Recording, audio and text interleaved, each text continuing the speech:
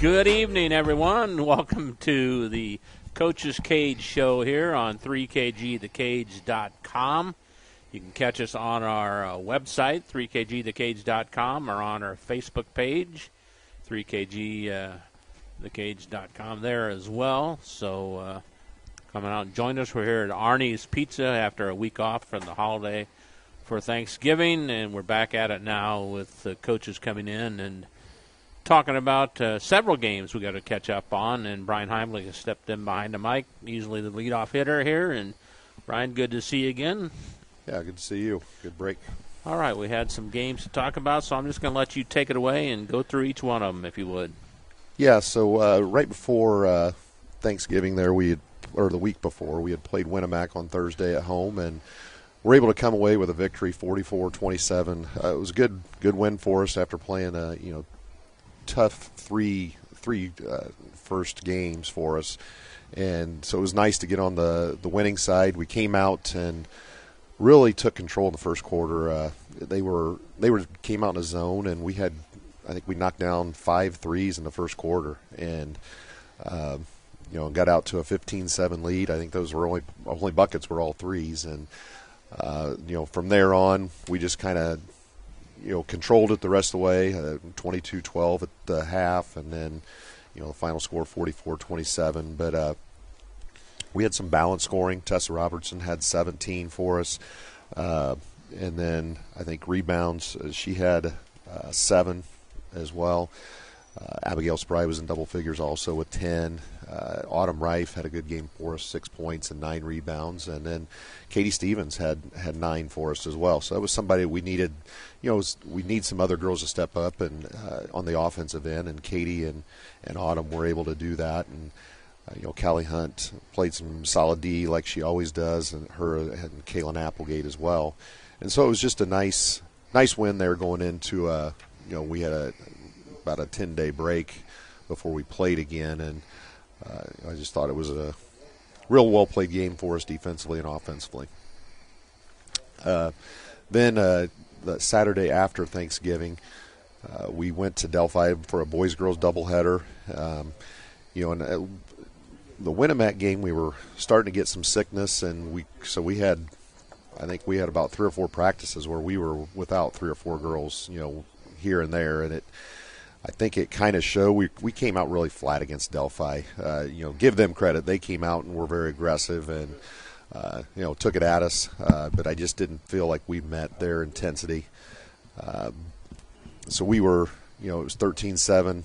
Into the first quarter we were down, and we were within 3 at halftime and didn't feel like we had played very well. But, I thought our girls, I thought we'd come out in the second half, maybe take control and do some things, making some adjustments, and we were unable to do that, just kind of never got over the hump. And so we ended up losing that one 46-38. And, again, Tessa led us in scoring with 14, Abigail 4. Carly Spry came off the bench with 6 for us freshmen. So Carly and Autumn both had 6. And, so that was something. Some positives that we took out of it was, some of our other girls, Callie Hunt had 6. Some of those girls that we were looking to score were able to do that.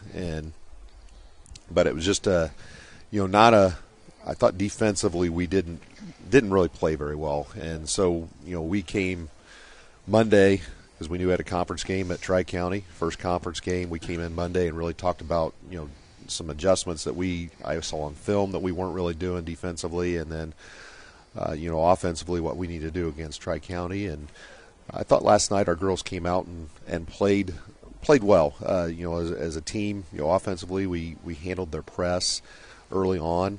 And then Abigail and Tessa, I think, they're our leaders. We look to them. But we kind of talked we need other girls to do some things too. And, last night I thought other girls played their roles very well. We didn't knock down a lot of shots from other girls, but I thought they played their roles real well. And defensively, they made those adjustments that we talked about on Monday, and I thought that was a big positive that came out of last night, because we needed to shut Tri-County down, and I thought our defense did a solid job of that.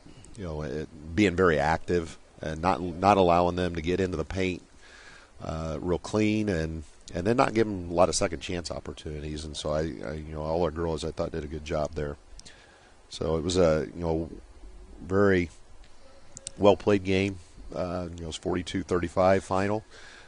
We were up 10-7, and at the end of the first, I think it's 23-17 at the half, and they were able to close within 2 going into the fourth, and even tied it, I believe, early in the fourth. And then we went on a little run and were able to hold on down the stretch. So, it was a good solid conference opener for us on the road last night. How about Coach? Now looking for you already back in action tomorrow night. You host Rossville. What do you know about them? Well, I mean, I know they're struggling a little bit right now, but they've been very competitive last night too, or in their games. So Chad always has them playing hard defensively, and we know they're going to be in your face and very active, and so we're going to have to do some different things on the offensive end.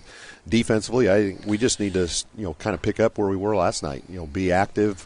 Hands, good closeouts, not allowing people to drive into the paint and get clean looks, force jump shots, and then when they do shoot those jump shots, you got to clean up the boards, not give them a second chance opportunity so you can get in your transition game. And so it'll be a tough matchup. I like that we're at home. We don't have to go down to Rossville, but if we can play like we did last night, I like our chances. It seemed to me like last night, you worked the ball around enough to get your top 2 scorers good shots. Yeah, I mean, that was something we've talked about a little bit more, just being patient. It doesn't have to be the first or second pass. It can be that 4th, 5th, 6th pass, and at that time you start to break defenses down too. Defenses don't want to play, those long time periods as well. It gets down to that 15, 20 seconds. They're starting to get tired, or they'll start to break down. If you move them enough, there's going to be some miscommunications, those types of things. And I thought last night, like I said, even our off guards did a nice job of doing some penetration, being patient with the ball, not forcing the ball inside when it wasn't there, and then been able to kick out. And then it does allow your other guards, like Abigail, and then inside Tessa and even Autumn. I mean, Autumn came off the bench last night and had a big game for us with 11 points and scored some big buckets down the stretch. She had, I think, 5 in that fourth quarter in that stretch. Where when they had tied it, and she's an athlete, and she gets down the floor. She keeps learning and knowing that when Abigail's looking for her, have her hands ready. She's going to score some buckets in transition, but because she can really run the floor, and just as an athlete out there. But Carly Spry came off the bench and did another nice job for us last night. When we needed some quick short minutes, and it was a good team effort. Coach, you talked about the how tough it is to defend long stretches. You think the shot clock will ever come in? Get installed there for high school basketball here? I can't say for sure. I don't really want to see it. It's not like I think if you watch a lot of the high school games, I mean, most shots get off before 30, 35 seconds anyway. But I always like that time, in high school where, there are some periods where teams have that advantage where they, if you have an offense where you can hold it for 45, 50 seconds, that you got to make that defense come out and guard you, and you can get some good possessions. But I really think right now, I don't think it would help the game any, but you never know. I know there's a big push for it at certain levels, but I think a lot of the Indiana coaches still are just against it right now. So, do you think your team's starting to gel a little bit and play together both offensively and defensively compared to the first part of the year? I mean, we're getting there. I still think defensively there's parts where we can improve, but I saw big improvements from the previous 2 games to last night defensively. Offensively, I still think we've got a ways to go just to get some other girls' confidence. I mean, we've got so many girls that have not played those types of roles, on the offensive end, and then the ones, and some of them are even younger too, that when they, they're still trying to figure that out. So I think it'll take that, maybe that second 10 games where you'll really start to see it on the offensive end, which that usually is the case. I mean, offense usually comes a little bit later in the year, and defense, is a little bit earlier. So, we hope that's the case, and we just keep working on it in practice, and then you see it in games. And I think last night was good for us, and I think just as we got a big stretch here, we play tomorrow, and then next week we got 3 games, so it'll be hopefully a big jump between now and then. How's the transition game been so far for the Lady Vikes? Well, transition is a big thing with rebounding. I mean, it kind of goes hand in hand, and I thought last night at times we were there. We're still not hitting. I thought last night we could have hit, a pass where I think we're trying to hit that home run all the time rather than just maybe it's 1-2 passes. That 2-pass transition game where you get the outside and then hit a trailer or hitting the post run down the floor. And we're still working on that. I think we're getting better at it. I said I think Autumn's going to be a big part of that because she can really outrun a lot of post players.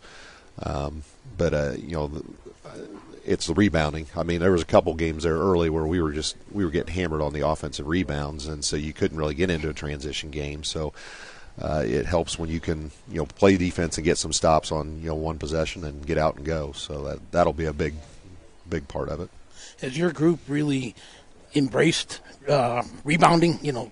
Boxing out. I think they're starting to. I think we've been hounding them about it, so I think they're starting to. One big part of it is with some of those younger kids. I mean, it's just a different speed, and so they're getting used to that. And we always talk about the angles of the balls. Where's the ball coming off? Well, higher percentage of the time it's going to go this way, or you got to kind of play those percentages where the ball is going to go to, and try to get in those positions. And I think we're starting to learn a little bit about that too. How do you figure that out? Do you just watch a lot of film, or a shot from the top of the key tends to go here? Or? Yeah, and I think we talk more, from that wing baseline area, where it's, most of the time it's going to go opposite or back to you. And so those are the big ones we talk about. Top of the key, sometimes those can go about anywhere. But those ones where it's from about the, free throw line extended down, majority of the time where they're going to go. So you got to get in those positions and try to get those areas boxed out, and then just go get the basketball. I think there was a couple, one of those games we kind of watched film, and it was just we were kind of waiting for somebody else to go get her. We were maybe had position, but we weren't going to just go get the ball. So I think we'll get better at it and just keep practicing. So give us an update on the junior varsity Lady Vikes. Yeah, last week they won against Winamac in a good match. Last night they struggled handling the ball.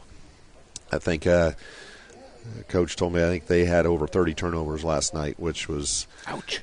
It's hard to win games when you do that. And I think it was still, we were still competitive. We were in the game at one point, and we felt like we had turned the ball over about every possession. But they're still learning, and at that level too, you're working, we're playing some girls one quarter here and then playing up at the varsity, and so you got so much of a mixture going in and out that sometimes they learn to play with this group in one quarter, and then that group's out of there, so then that kind of makes it tough as well. But I think it's better for those girls when they have to do things. They got to figure things out too, so it makes them better in the long run. So, Brian, thanks for coming over. Appreciate it. Good luck on your games this week, and we'll talk to you next week, all right? Yep. Thank you. Coach. All right.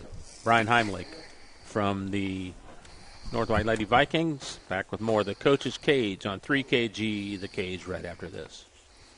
High-quality, personalized dental service is what they do at Hillcrest Dental. For over 40 years, generations have relied on Hillcrest Dental for beautiful, healthy smiles. Dr. John Ayler and Dr. Jack Drone look forward to seeing you for your next dental visit. For information or to set your appointment, call 219-866-7117. That's 219-866-7117. Or visit hillcrestdental.net. Hillcrest Dental is a proud sponsor of all high school athletics. Meet you at Arnie's, Rensselaer's go-to pizza and so much more. Pizza, sandwiches, burgers are here. Don't forget about dessert. Wings, cheese sticks, garlic bread too. Arnie's pizza menu has something for everyone. Dine in or carry out in the best pizza in town.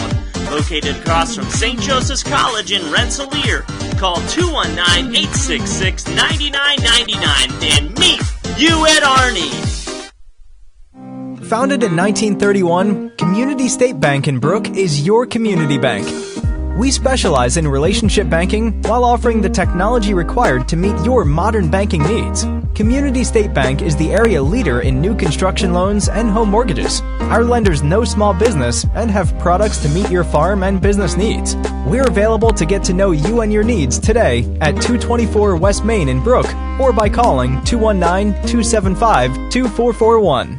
Pulver Psychological Services offers psychological counseling, consultation, and assessment. Locally owned and operated, Pulver Psych focuses on solutions for the community and serves as support for individuals, families, and organizations. Whether you're in need of personal, family, or success counseling, Pulver Psychological Services can help you reach your life goals. Increase work satisfaction, have better relationship compatibility, improve sports performance. Get in touch with Pulver Psychological Services by visiting pulverpsych.com. All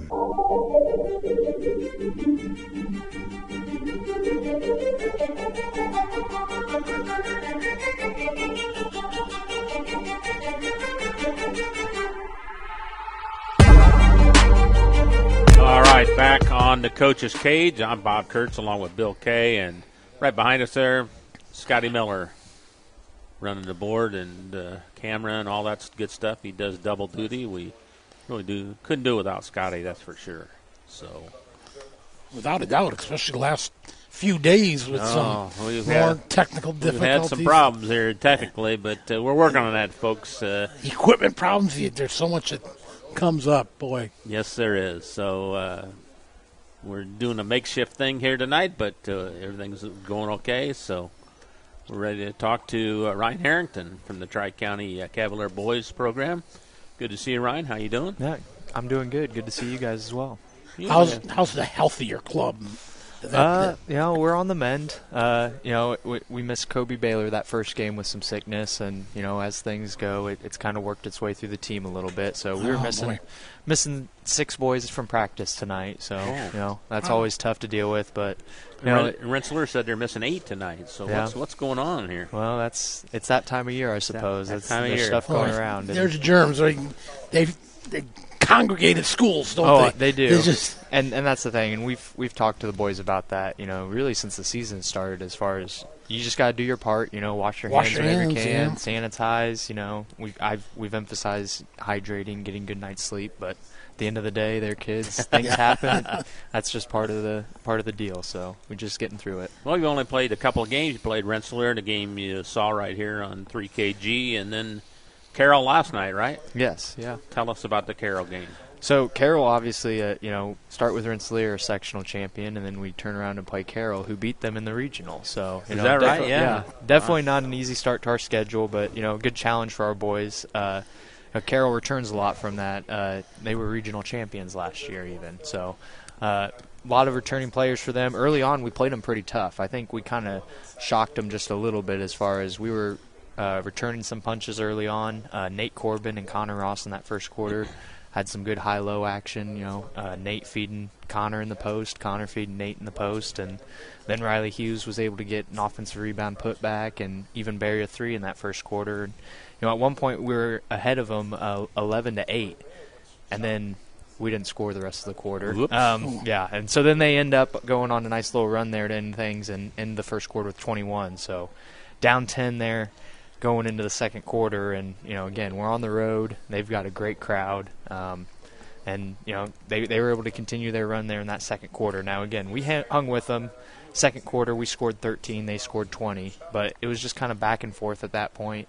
And anytime we got any type of momentum or close that gap just a little bit, they would go on a quick run. Are they a big team, Carroll? Yeah, they're pretty solid size-wise. Honestly, Nate Corbin was the biggest guy on the floor. But they did a great job of whenever he got the ball in the post, they would double down and, sometimes Nate did a good job of hitting the open guy, and sometimes he struggled. So, again, they did a great job of that. They also, again, they just got athletes all over the floor. They were able to switch every screen that they set, and that caused our guys some problems early on. There in the second half, especially the fourth quarter, our guys started to figure out how to counter that action. But, like I said, they were able to kind of get a lead on us early on, and we weren't necessarily able to fight back through that there. So they got a guard, number 3, Huerta, for them. He's a heck of a player. He scored 23 for him on the night, and he's just so good at, as far as, like, we'd take a perimeter shot and he would contest the shot and then just kind of leak out. And they've got really good players as getting that offensive rebound, turning and hitting him in stride. And, I mean, it was impressive to watch. That was one of the things we talked to the boys about after the game was, you know, that's a really good Carroll team, and they're doing some stuff that we would love to be able to do. But, you know, we got to learn to do those things, and, you know, we've got to learn from this good competition we're facing early on and try to add some of those things that they do well to our game as well. Anybody play well here last night?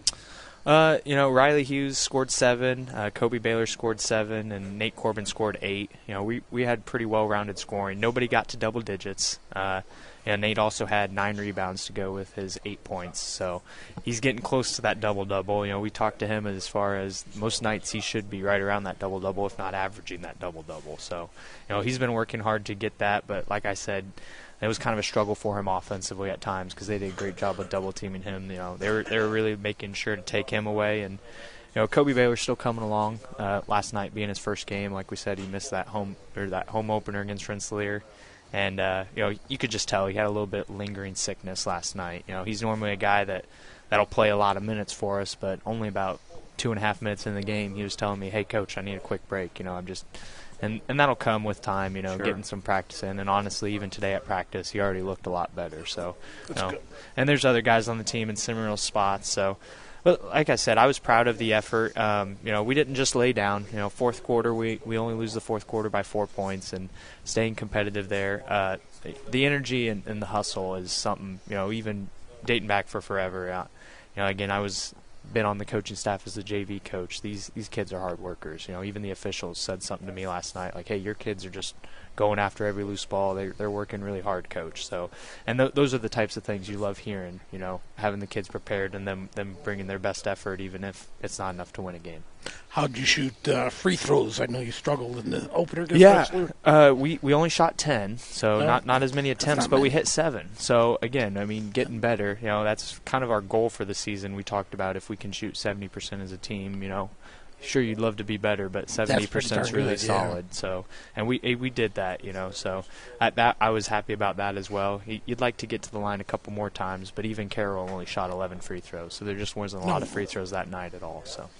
So through a couple of weeks of the season, 2 games, where are you at? What do you like about your team so far, and what do you think you need work on? You know, again, like I said, I like the energy, I like the effort. There's stretches where our offense looks really good, and then there's stretches where, and you guys saw it on Friday night, we just get a little too fast-paced. You know, we're going a little quicker than we need to, and that's what we've been emphasizing in practice, is just slowing the game down a little bit, you know, explaining to them, you know, yeah, you jump-stopped, you picked up your dribble, but, you know, you got 5 seconds. You don't have to just hot potato it right away, you know.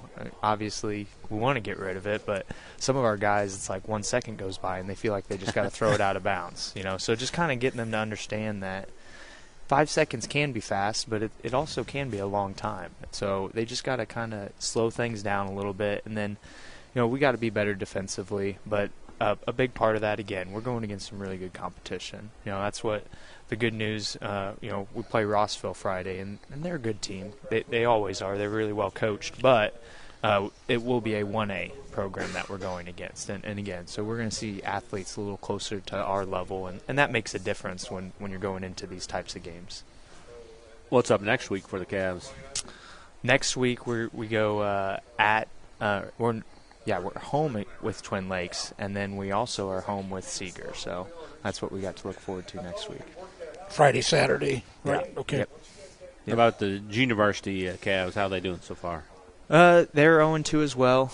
You know, last night they had 4 guys out last night, and 3 of those are starters. Whoops. So yeah, it kind of turned into a C-team game for us, and unfortunately 2 of those guys are our main point guards and main guys. So That's they gotta be really tough. Yeah. they really struggled last night. Again, they're working hard for Coach Brooks, and he's got them working hard in practice. We know they're going to be looking better now here coming into Friday when they actually get their lineup a little closer to full force. You know, they came in there in the fourth quarter and they worked their tails off. You know, they were at that point in the mercy rule, so it was a running clock, and they were able to score 8 points there in the fourth quarter with that running clock. So, you know, that was exciting for them, but you know, they just still got a lot of work to do. They're young. A lot of freshmen played last night, and you know, they just got to understand that sometimes you have to attack offensively. You know, they're just still in that mode where they want to bring the ball up and just kind of dribble and wait for somebody to get open. And sometimes you have to create something if guys aren't getting open. So just still a learning experience for them. But like I said, they're young, and some of those guys haven't really played a lot of organized ball. So it's a different learning experience for them. They're used to just playing 3-on-3 at the park, and that's a totally different type of game, obviously. Ryan, how you, a young guy, you know, stepped into the varsity job already. How nice is it to have somebody like Coach Brooks there, a guy that's probably seen it all, done it all, you know, what experience. Yeah, it's super valuable, you know, and definitely somebody I rely on, obviously. That was one of the things when I got the job. I knew I wanted to get some assistants in who had a lot of experience and, you know, that I could kind of rely on. And he's definitely helped me a ton, you know.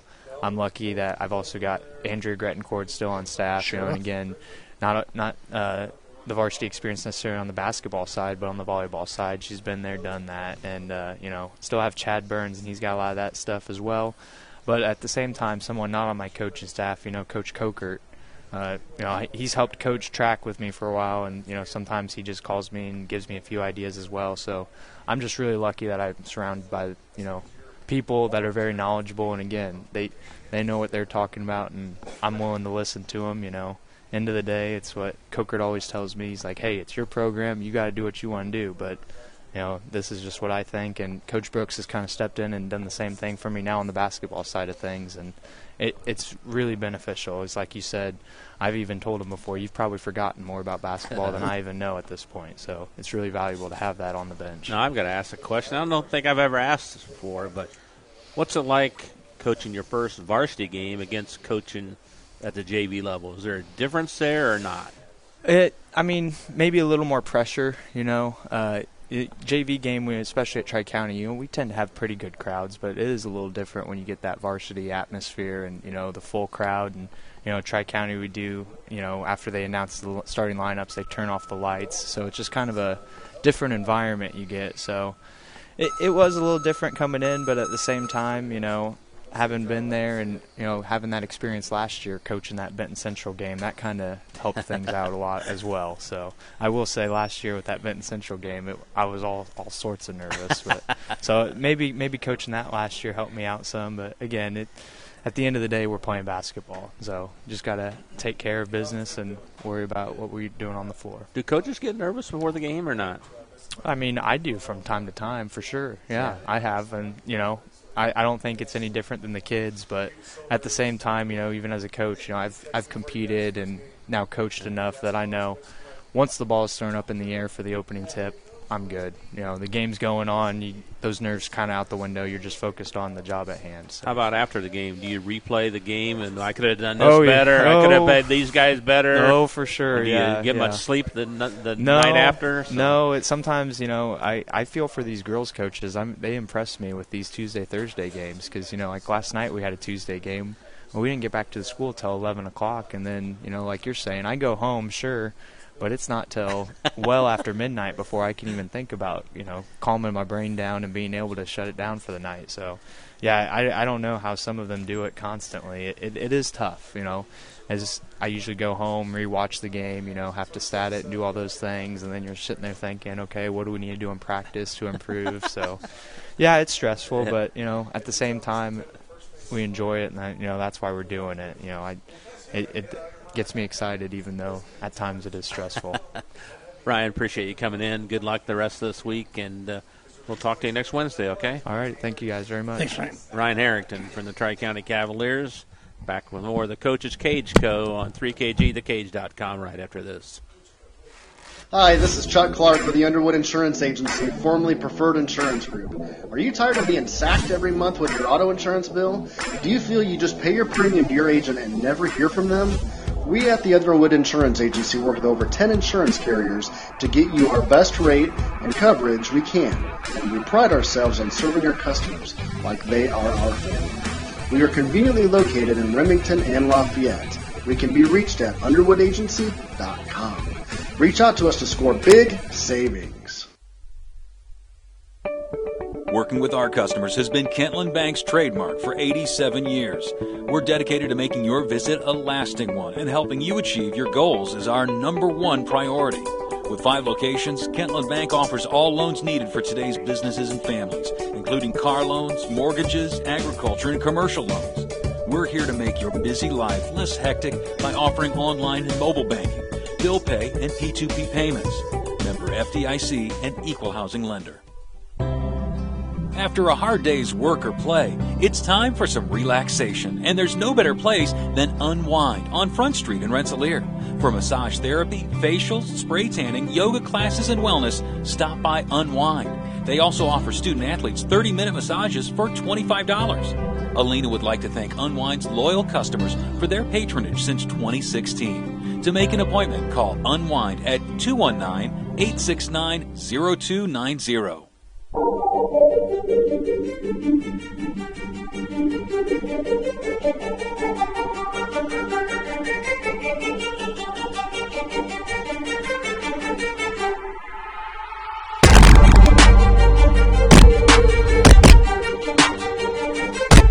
And back on the Coach's Cage show, Bob Kurtz, Bill Kay, and Scotty Miller out here at Arnie's. Come on out and join us.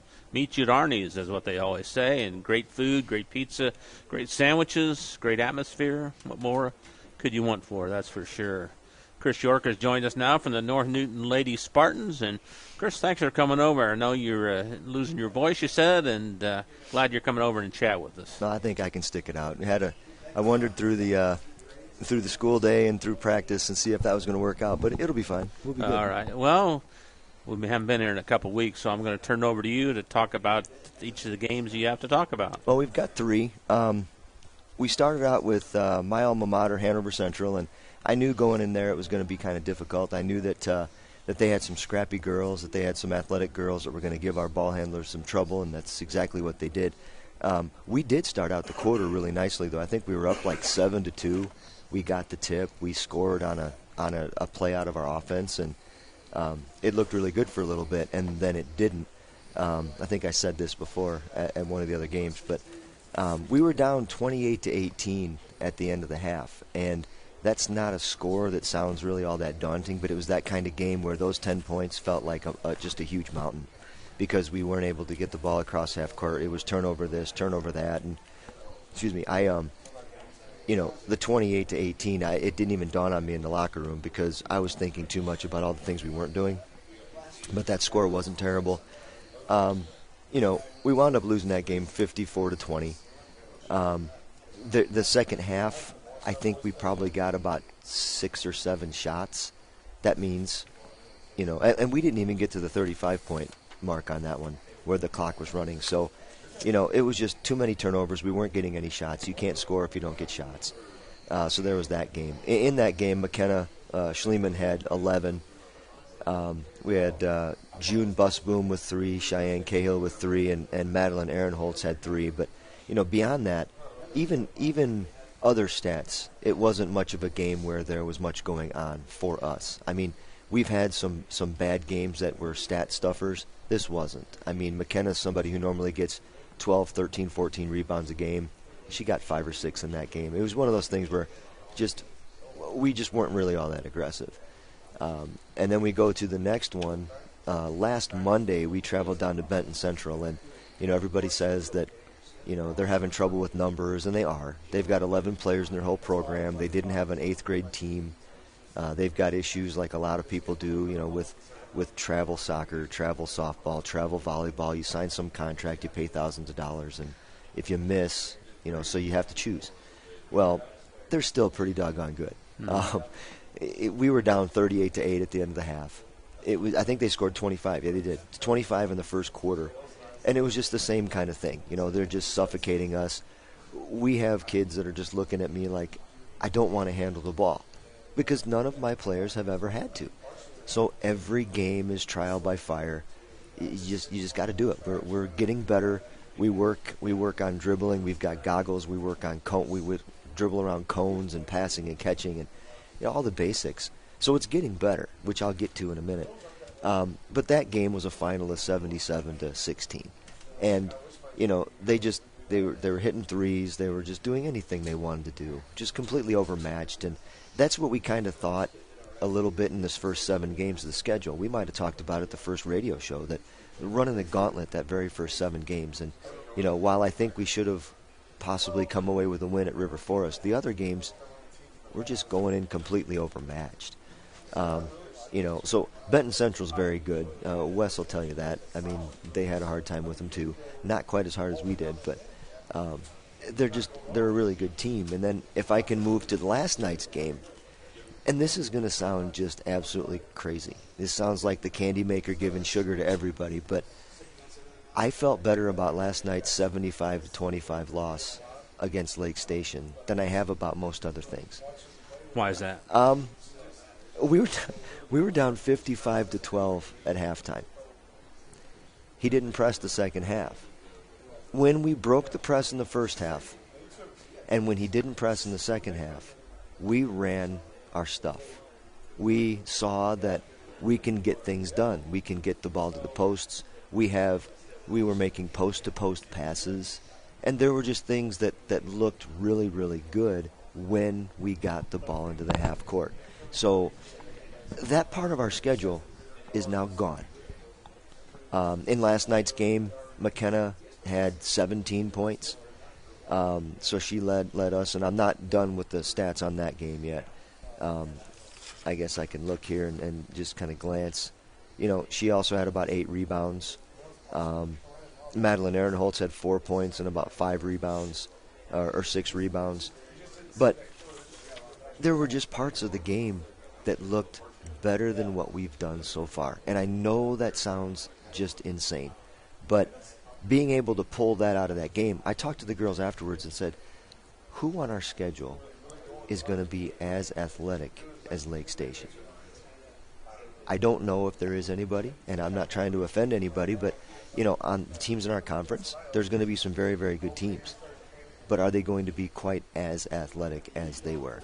So we learned lessons, and we can't stand there and let the ball come to us. We have to go to the ball. But again, it sounds crazy, but I was very excited about Monday night's game, even though we got just pummeled on the scoreboard. Sure. It sounds nuts, but... Coach, something registered with me. You said when you're in your training, you use the goggles. What is that? What is goggles? There are these goofy-looking things where you can't see the ball. There's these little cups that are underneath your eyes. Wow. And the only way you can see, and some of our girls do this, but the only way you can see is if you put your head down completely.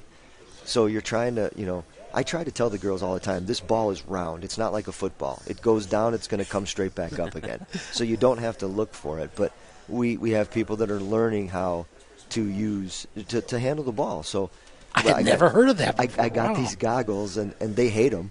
I mean, every chance they get, they put them up on their foreheads or something. Are we done with the goggles? Yeah, we're done with. You can put those away now. But, everything is just so fundamental right now. I mean, that's where we have to be. We're not going to go anywhere if we can't do the basics. If we can't dribble, if we can't shoot, if we can't catch and pass, we can't do anything. So, sure. We're trying to do those things, as well as work on what kind of defense are we going to be able to run where we can give up fewer points. A lot of the points we give up are off of our turnovers. But there's also a lot of half-court things where we get there too late for a three-pointer. And the teams we're playing are going to drain those shots. Last night, and these teams we've been playing recently, the Couts and Lake Station, they've got these kids that they're almost crossing half-court and shooting.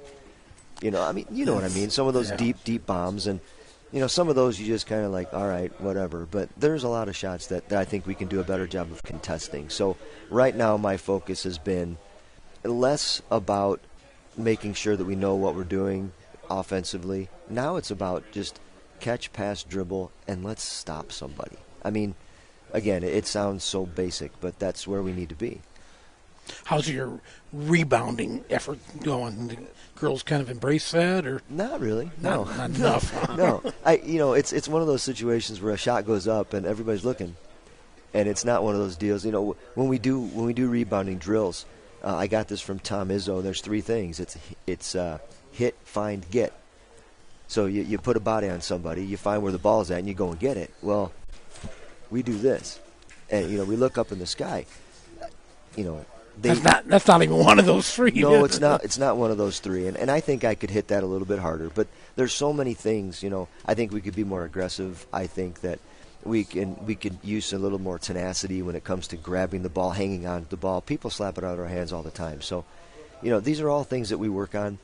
And in a lot of these games, I'm not screaming like a lunatic, because I don't know where that gets us. I think talking to them and saying, come on, and we just have to do these things better. This is a varsity sport. This isn't a club.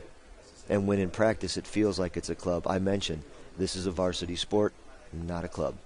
This is just not something to do. This is something that you want to try to excel at. So, just trying to change that a little bit. And hopefully that comes up here pretty soon. When you're trying to handle pressure and against teams that press full court, are you looking for one specific ball handler or everybody to do their share and kind of take responsibility themselves? With what we have, it can't be just that one person. It's got to be, honestly, what I focus on the most, and a lot of the drills that we're doing is just kind of catching, stopping, and looking, rather than, because a lot of times when that snowball starts rolling down the hill, everything's going wrong. It's a catch, close your eyes, and throw it up in the air is what it turns out to be. So we're trying to, one of the things is just catch, breathe, look. You got 5 seconds, Well, to get rid of you it. do have that, and you've got 10 seconds to get it across the court. But it's got to be a team thing because we don't have anybody that's going to just be able to dribble through. We don't have that kind of player yet. So, it's more of a matter of all hands on deck. Let's find the open person and pass it through because we're not going to dribble through successfully. How about the junior varsity? What are they doing? They played their first game on Monday, and score-wise it didn't go well, but it's giving them a chance to play. I mean, they're players that, as much as I try, they really shouldn't be in a varsity game. It's not going to do anything but discourage them, right. And we already have enough varsity players that get discouraged by the way things have gone.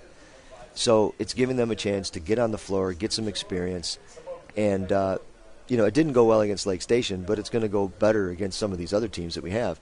I've got a couple of players playing on the JV for the sole purpose of, one of them for sure, you're going to play this quarter, you're going to play the point guard in this quarter, and this is the place to do it right here. You need to get better at dribbling the ball, so you're going to do it in this quarter, and then I'm going to use you for the four quarters in varsity. There's a couple of them. I don't know how much longer I'm going to do that. Just because I may need them in varsity games. A couple of sophomores I've got that are dressing JV that, just that one quarter is all I can really spare them for because I need them for all 4 of my quarters. I don't have that many bona fide varsity players, so, we're pretty thin in that capacity. Then you're relegated to put somebody that's really a JV caliber person into a varsity game when it's in the balance or whatever, and you have to be a little bit deeper than that. But that's what we're working on. Is it hard to keep the attitude positive when things aren't going your way? Mm-hmm. It's really hard when you have kids that might possibly snipe at each other. You have to make sure that you say, you guys have to stay together. As soon as you start getting against each other in a season like this, it's over. You can't do that. So you've got the possibility of sniping. You've got coaching from home. I mean, you've got, if your parents aren't going to be supportive of what's going on, kids hear things, and then they go and they tell each other, and it just becomes this big bomb. So everybody has to stay together. And I've asked them multiple times. I said, hey, you're not giving up on me, are you? No? All right. things are going to get better. We're through this part of our schedule. Now we're going to play some teams that are more our speed for a few games in a row now. So, it is difficult. I think we're doing a pretty good job. There's only been a couple of dramatic moments that I've heard about, and there may have been others that I didn't hear about. But, it's difficult to keep people on the same page. But if you don't, it's just going to be a nightmare. So we're trying to stay together as much as possible, do some fun stuff, have some carry-in dinners and stuff, and we're doing a Christmas thing, and got to do something to take our minds off of 0-7.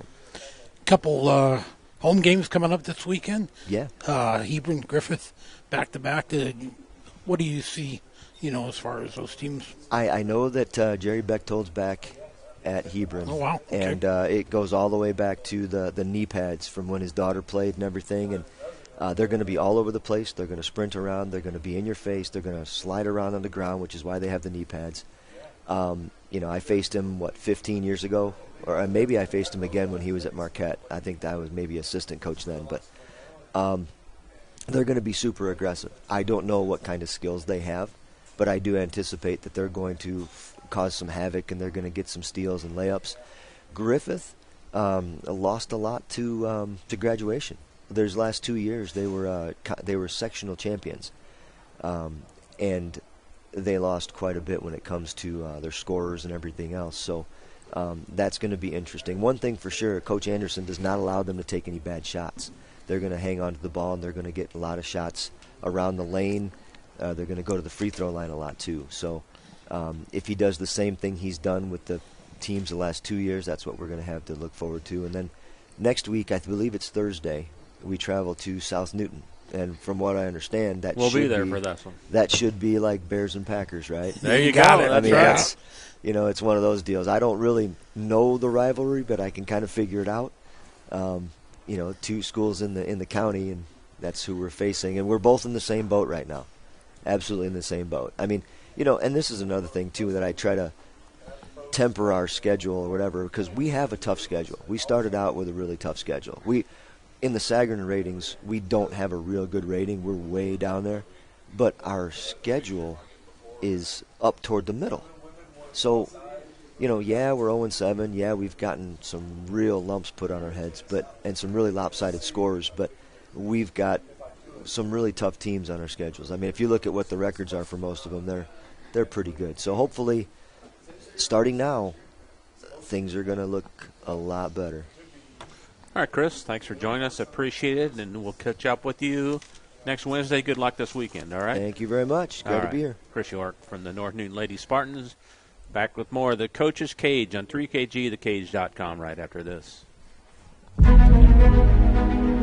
In agriculture, preparation is important. Dedication is you deciding what to plant and then asking what it will take for a good crop. How much work will it take to produce the final crop? In sports, preparation is vital in becoming the best you can be. Dedication is a will of achievements for a winning desire. Corbett Farms encourages everyone to do their best by having a winning spirit, attitude, and achievement. Your positivity will make a difference. Corbett Farms is proud to sponsor high school sports. Founded in 1931, Community State Bank in Brook is your community bank.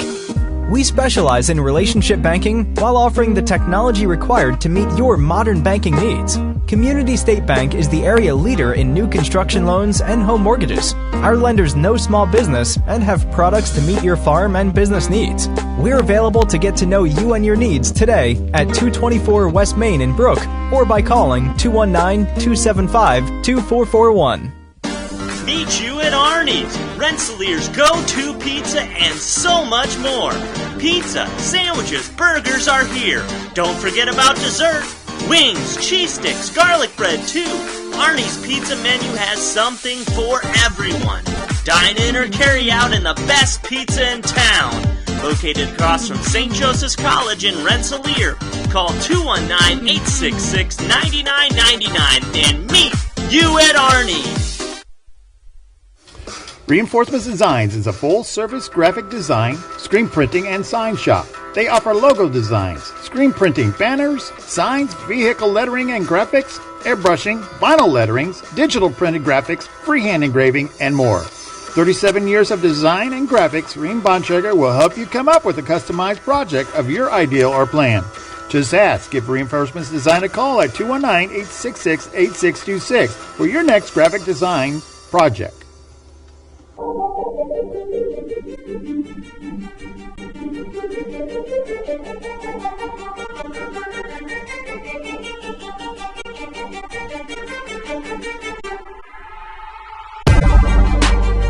all right, we're on the air now. He's got nothing, not a good man. Oh, man. Hey, you know what time it is? Wes Radke time here on the Coach's Cage Show. It's the time. So, it's time. You know who this guy is? Could you introduce him to me, please? Because I used to have. I thought I had a friend named Bill, but I don't know what happened to him. And then all of a sudden you switch his sides because I don't know why. Well, we had some technical difficulties, so we're tap on my little microphone there, Billy. Oh. Anyway, it's cutting in and out on yeah. There you go. There you got it? That's me. I got a button over here every time you start talking. No, we had some technical difficulties that were just makeshift tonight. I thought maybe to keep him here, you had to lock him on one side. That's a good idea. Yeah, I never thought of that. Don't give him any more help than he needs. Okay. Jeez. Hi, Wes. How you doing? We got a lot to talk about, don't we? We do. We have some things that we had talked about. 9 games already, man. 9 games. 9 games? Yeah, 5 and 4. What do you play? 25 throughout the year? I wish. Jeez. I'd pay 100 if they let me. But, I know you would. We're just we got into that tournament. Yes. And lost our first game to McCutcheon. Then we had to turn around and play Benton Central.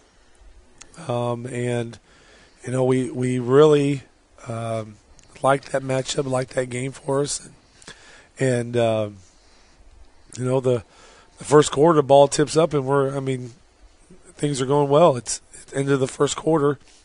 It's 10-13. They're up, and really we've done a nice job. They've had to hit some threes, and we got some people in foul trouble. I know you're shocked by that. Yeah, stunned. But we really held our own, and then at halftime it was 20-25. We're down 5, and we're hanging right where we need to be at. Again, had some people in foul trouble, and so in that game in particular, Brody come off the bench and hit some big three for us and some shots, and Carly Drone hit some shots for us to keep us afloat that first half. And again, going to halftime, 20-25, feeling pretty good. And then we were actually up by 7 at one time, and the wheels just kind of fell off. We started throwing the ball away in the third quarter. Yeah, in that third quarter, and just didn't handle things well. They went on a 9-0 run on us and just flipped it on us, and we just struggled to get back within striking distance after that. And then they started hitting free throws, and we didn't. And they just pulled away from us at the end of the game and ended up losing that one 56-39. And a well-fought, battled game that we're just our own worst enemy. And I know that's a cliche that you hear a lot of coaches say, but in the 4 losses we have, I really feel that we're just our own worst enemy at times. And not saying the other teams aren't good teams and they don't do things that are harder for us to overcome, but a lot of the stuff we just self-destruct ourselves, and it was frustrating that night to let that one get away. Who played more for you? Carly Drone had 11 that night. Sarah Kaufman had 8. Brody again had 6 coming off the bench. Cadence had 7, and Taylor was just struggling. She was actually sick the night before, so she was struggling that night, and her and Camry both were just really struggling that night and had a hard time.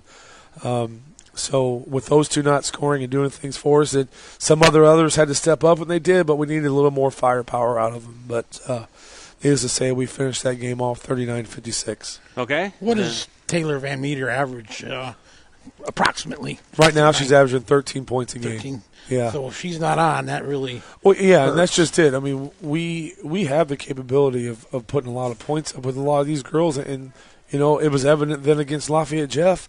I had 1, 2, 3, 4 girls in double figures against Lafayette Jeff. The ball was falling in. The girls got confidence. So it's just trying to get them all to be on the same page at the same time and be able to hit the ball get the ball in the hole at the same time, and we just haven't found that groove yet, but it's there.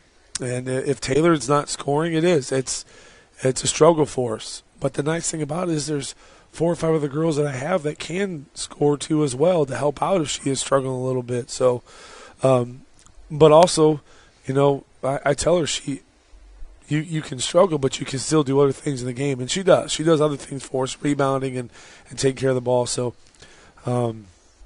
it's just if she's off, we're going to struggle a little bit. So, then we play our second game, or the third game, I should say, of the IU Hoops Classic, and we play at McCutcheon, and we're playing Lafayette Jeff again, and we played them last year, same format, same scenario, and we just come out right away in that first half, and we just really crank up the defense and really turn up the intensity, and we go into 20, and then the first quarter is 20-6, and we're just, we're doing some really nice things. We're flying around, and they're struggling with our pressure, and we knew that going in that they couldn't handle our pressure very much, and again, we really pulled away from them.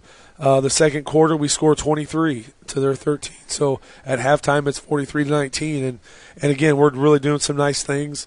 We're hitting some nice shots, getting some good looks, sharing the ball really well, getting some deflections, knocking down free throws. So it was a good effort. Then we come out the third quarter, and again, we're really playing really good basketball. We're really moving the ball well, seeing the floor well. Sarah Kaufman has a really good third quarter. We end up scoring 19 to their 3. So at the end of the third quarter, it's 62-22. The running clock. With a running clock. And I had honestly forgot about the running clock till I looked up and was like, oh. Why is it running? Why is that? And then I realized, oh, yeah, the running clock. And then the fourth quarter, we scored 9 points to their 3 with that running clock. It just didn't stop. It's hard to do anything when a clock runs, isn't it? Yeah, and you're telling Brody don't shoot, and Brody shoots a 3. I'm like, seriously? And she's like, Dad, what do you want me to do? I'm like, it's 71-25 at that. Yeah. So anyway, we finished off the game 71-25. Leading us in scoring was Taylor with 18, Carly Drone with 16, Sarah Kaufman with 13. Camry Rowland with 11, Brody with 7, and Cadence with 6. One on here that doesn't show a lot, in this game in particular, I thought, Jessie Fleming didn't score any points that game, but she played a phenomenal all-around game. Defensively, diving, deflections, sharing the basketball, hitting the open man, just doing a rebound, doing a heck of a job. The kid played a really good game that game. And I know sometimes we as coaches and fans say, how many points did somebody score? I'm kind of the opposite of that. I want to know the all-around game. And, yes, you got to have people score, and, yes, that's a good thing. But if you can score and play an all-around game, that's even better for me as a coach. That's what I get excited about. And I was really pleased with her game that game, with the way she controlled herself and just was a leader on the floor as a point guard. Both offensively and defensively, she really set the tone early on in that game, and it was just fun to watch, see her play that game. Then a Monday night game? That doesn't happen very often, does it? Yeah, and not just any Monday night game. A Monday night game against the number 1 team in 3A and number 10 team overall in the state of Indiana. Really? Wow. In Twin Lakes. And a conference game on top of that.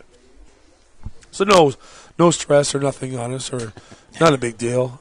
But on a Monday, you're going to do this. And really, I felt really good going to this game. I knew that Twin Lakes was a very good team, very well coached, a very strong senior led team with two great underclassmen that play for him, and the Bousman girl and the Nickerson girl. But I knew we would have our hands full, but I liked the matchups that we had, and I liked what we were able to do and the problems that we were going to cause them.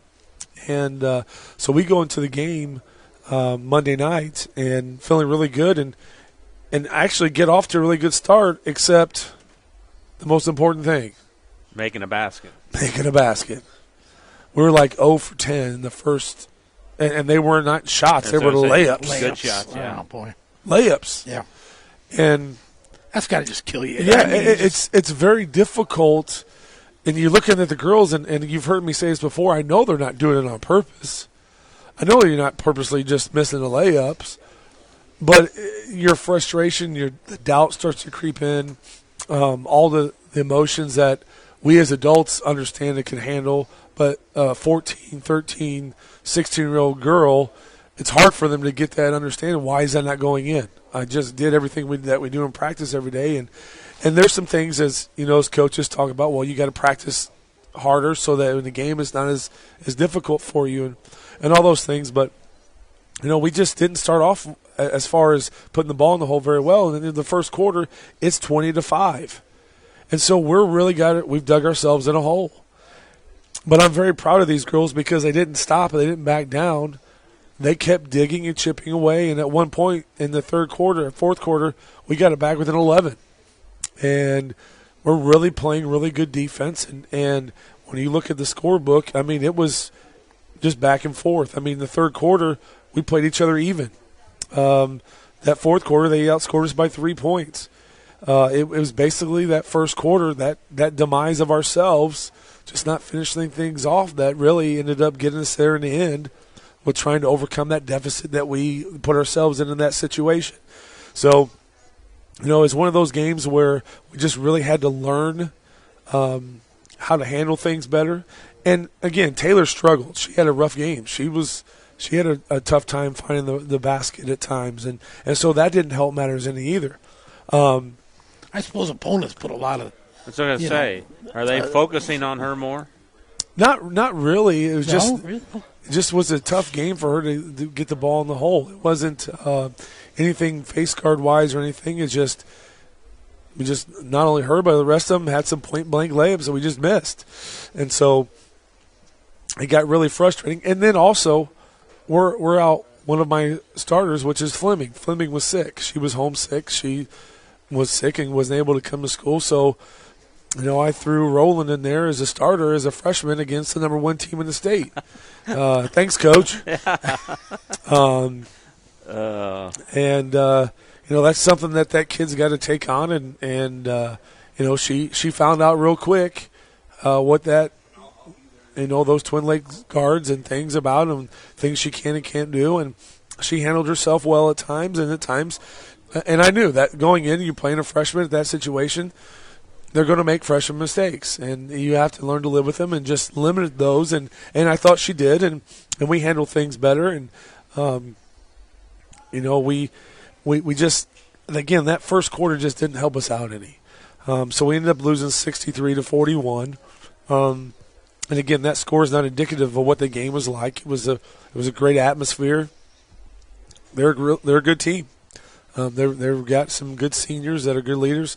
The Ward girl, doggone it, she scored 1,000 point on a layup, on a free throw on us. That she got her, kudos to her for that accomplishment. And so it was just a hard fought game that we rebounded well.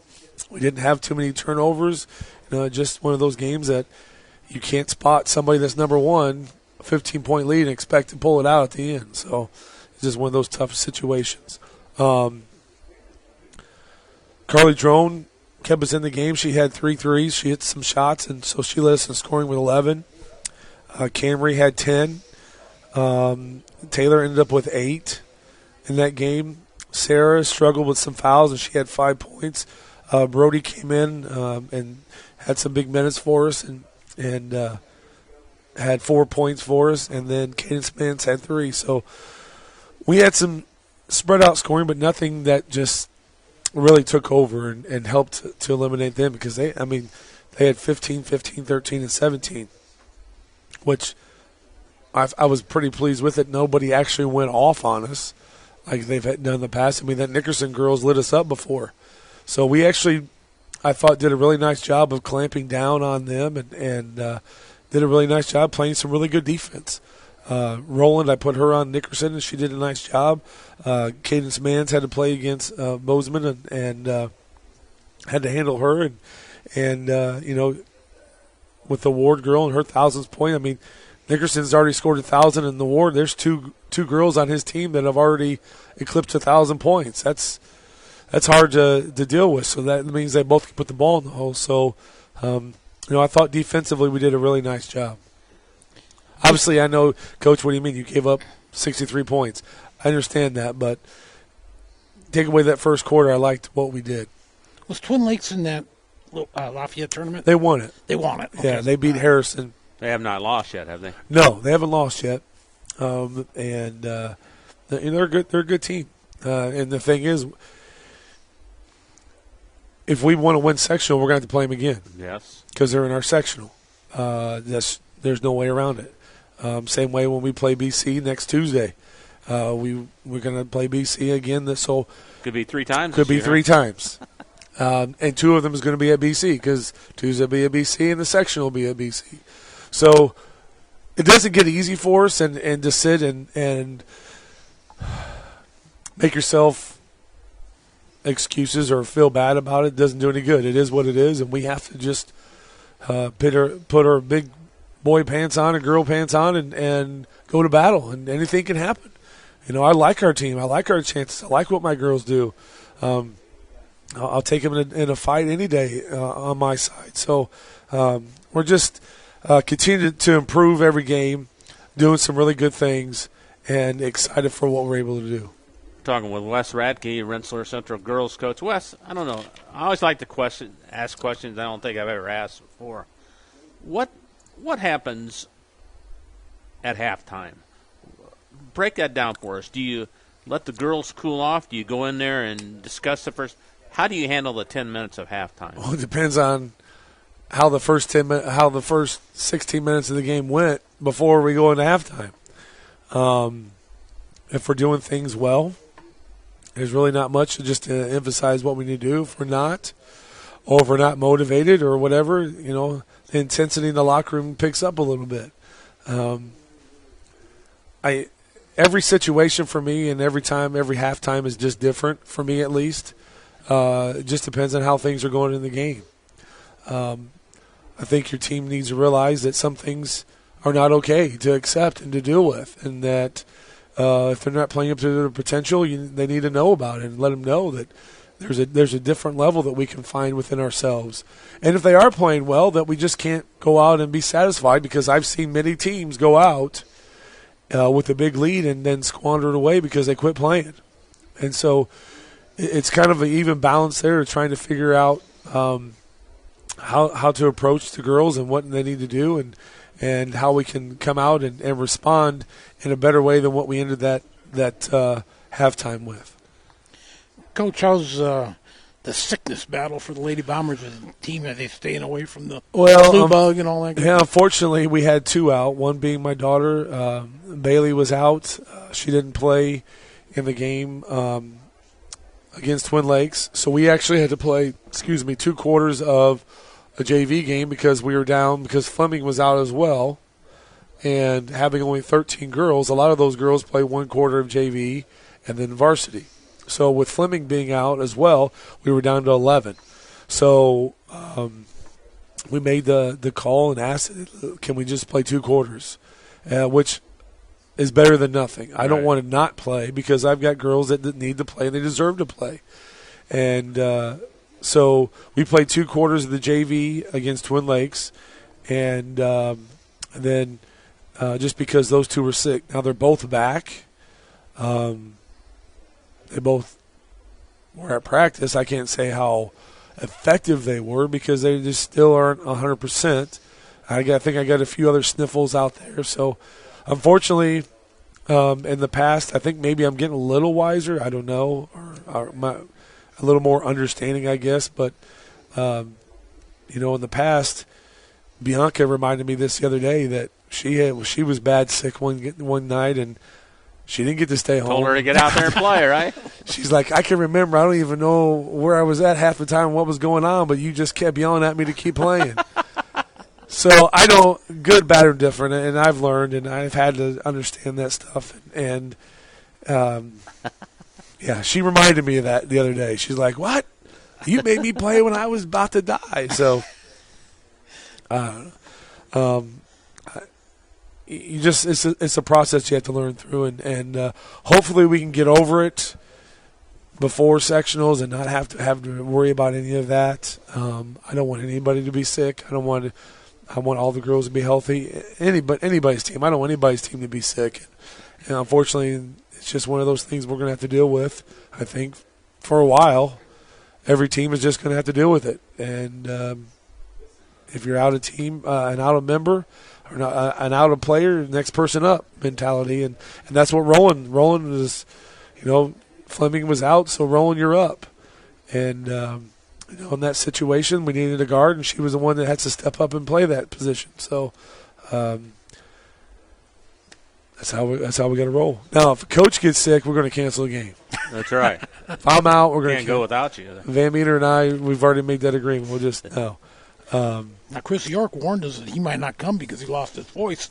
You sound like you're battling a little bit with the I've just had a little bit of raspy voice with between teaching and coaching and yelling all the time. Yelling all the time, and I fried a turkey over Thanksgiving, and I had to sit outside. First time I ever fried a turkey, and I think maybe I got a little something from frying the turkey. I'm going to tell you, it was the best turkey I ever ate, though. I will say that. You deep fried it, huh? Deep fried. Oh, boy, I hear that's good stuff. I will never eat another turkey any other way. Really? Yeah. Hey, we were talking before we went on the air here about one of your former players, the leading scorer in Lady Bomber history, Jessie Ringen. Give our viewers an update on what's going on with Jessie. Yeah, Jessie's playing really well. Jessie's playing at Manchester, and she's been starting and playing. I haven't got a chance to go watch her because our schedule match up, but hopefully in January she's back home in some games, and I'm going to get a chance to go watch her play. I just watch her live on the feeds that they give us, and she's been doing really well, been starting. She's averaged around, I think, 11, 12 points. The one tournament they did early in the year, she was on an all-tournament team there. So Jessie's doing some really good things at Manchester, and sometimes the old coach watches her and thinking, "You can go a little faster, kid." And she'll text me every now and then, and I'll text her back, and she says, "Hey, my coach now does things a little different than what you do, and is not as this and that." And I said, "Hey, they don't make him like me everywhere they go." So, but I am very proud of her. She does. She's doing a really good job, and I can't wait to go watch her in person. It's going to be a little bit odd for me to be able to get out there. I'm excited for her. Sure. I really am. I'm really excited for her and what she's accomplished in her career, and she's doing her dream. What she always wanted to do was play college basketball. So if I had a small part in that, then I'm great, and the program did as well. We benefited from her for 4 years, and glad Manchester is getting to see her play and getting her to do some great things. Before we let you go, you got to bring us a little update on the JV Bombers. Yeah, JV, again, we played a half a quarter the other day at Twin Lakes, and they won that. I think I can't off the top of my head remember what their record is right now. They played in a tournament, too, right? Yeah, they played in a tournament. They beat Harrison. So they beat Harrison. They beat they lost to McCutcheon. They beat Harrison. So they split some games there. So they're playing really well, playing a lot of games. A lot of girls getting a lot of minutes and time. Tomorrow night we play Winamac. So we're at Winamac tomorrow night. So we're on the road against a Winamac team. They got their first win last night against West Central. And so they're vastly improving. They're getting better. Tony Stasiak is the new coach there. And so he's going to have them ready to play. So, the JV will play tomorrow night, and we'll play tomorrow night against Winamac, and a good game that we are looking forward to playing. And next week, what's ahead for the Bombers? Next week we'll be at BC, and then Thursday of next week we'll finally be back home. You guys give me a hard time of being about home all the time, and we'll be on the road forever. we get to go back home against Delphi on Thursday. All right. So, anything else you want to talk about or not? Microphone's open if you want to say something. No, I just really appreciate all the support for these girls, and if you haven't had a chance to come out and watch them, please do. And shout out to all my younger programs. They're doing really good things down at Legacy. And my 6th grade team is about ready to wrap up their season, and 7th and 8th grade teams are getting started. They're going to be starting next week as well. So, Lady Bomber basketball is getting in full swing. And I told the girls the other night, I said, we got to get on a run here. So hopefully we can start to get on a run and get back on the winning side of things starting tomorrow night. Wes, always a pleasure to talk with you, and good luck the rest of the week. We'll see you next week. All right, thanks, fellas. All right, Wes Radke from the Rensselaer Central Lady Bombers. Back with more of the Coach's Cage on 3kgthecage.com right after this. Indiana Farm Bureau Insurance Agent Joe Goodeman has been serving the Jasper County and surrounding area since 2009. Being involved in the area, Joe Goodeman has kept his interest in making sure he provides the best insurance for his clients.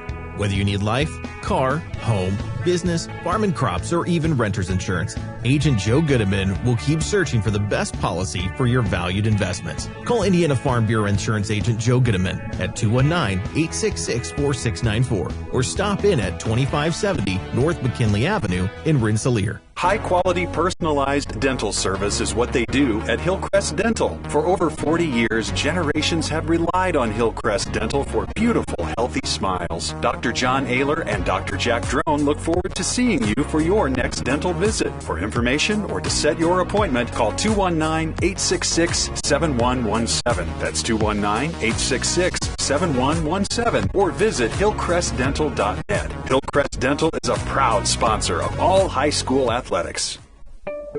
Working with our customers has been Kentland Bank's trademark for 87 years. We're dedicated to making your visit a lasting one, and helping you achieve your goals is our #1 priority. With 5 locations, Kentland Bank offers all loans needed for today's businesses and families, including car loans, mortgages, agriculture, and commercial loans. We're here to make your busy life less hectic by offering online and mobile banking, bill pay, and P2P payments. Member FDIC and equal housing lender.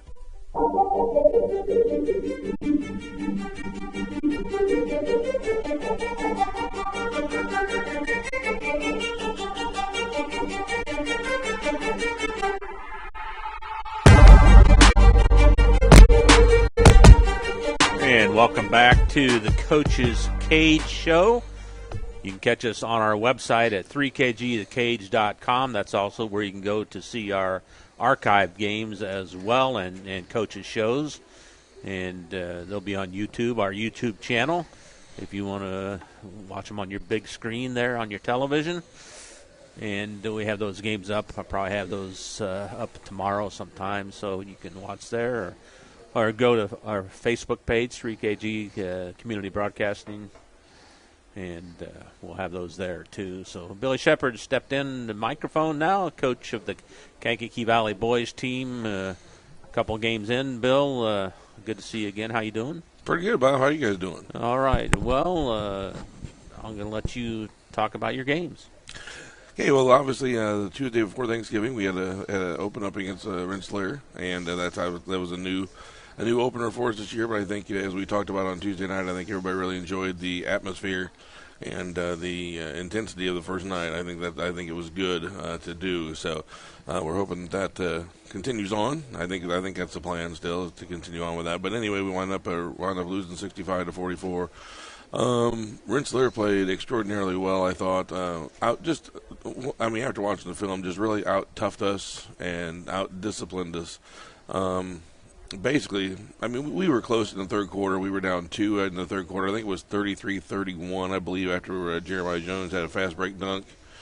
And then Rensselaer went on a 12 or 14-0 run after that. And, they answered with a Corbin Matthew 3 on the very next possession. And then, you could just kind of feel that the air just kind of went out of our kids' sails a little bit.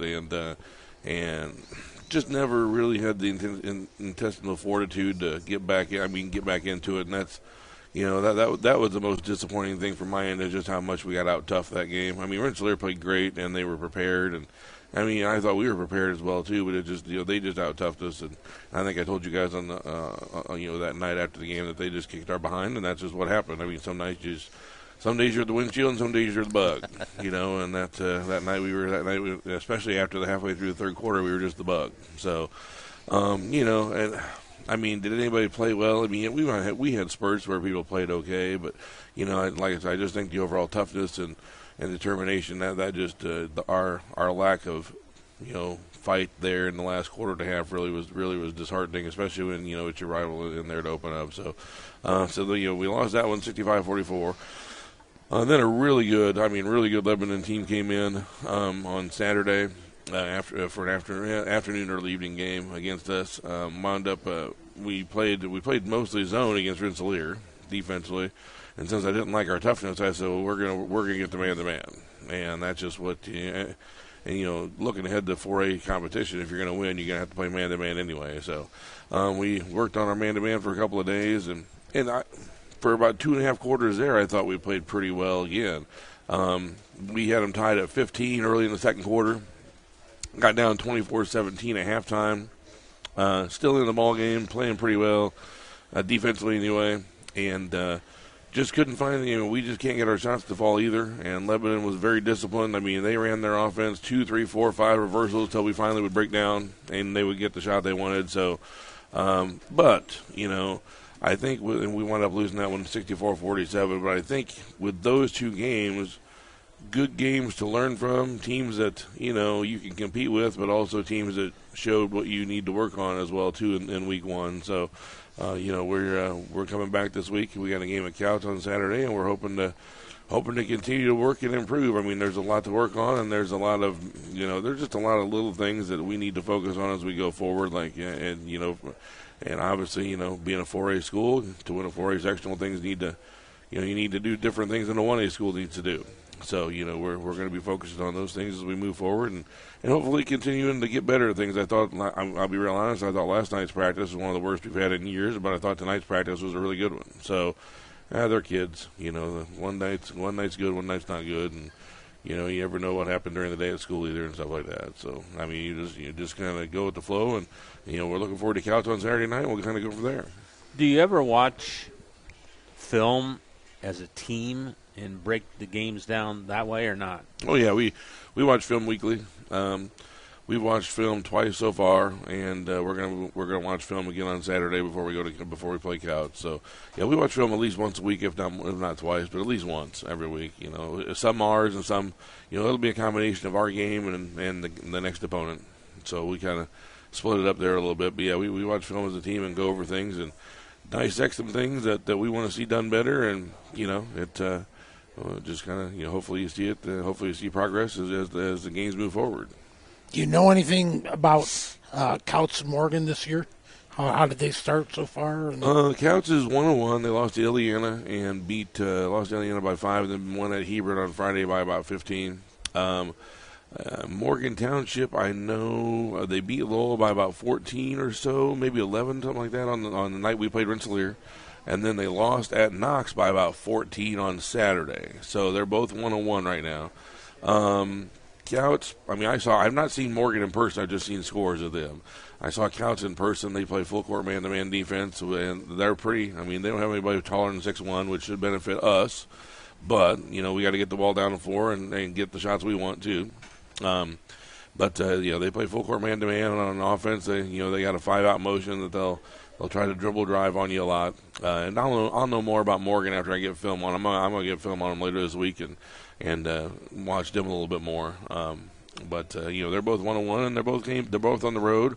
But I think they're both games that gives us the opportunity to better ourselves and work on some things we need to work on, and maybe get a couple wins in the process. And that's what I told the kids tonight too. It's like, I mean, it's really easy to get mixed messages about how you're supposed to play, or my son can do this. Why? I mean, yeah, your son can do that, but is that going to help us win the game? I mean, is that going to help us beat Valparaiso?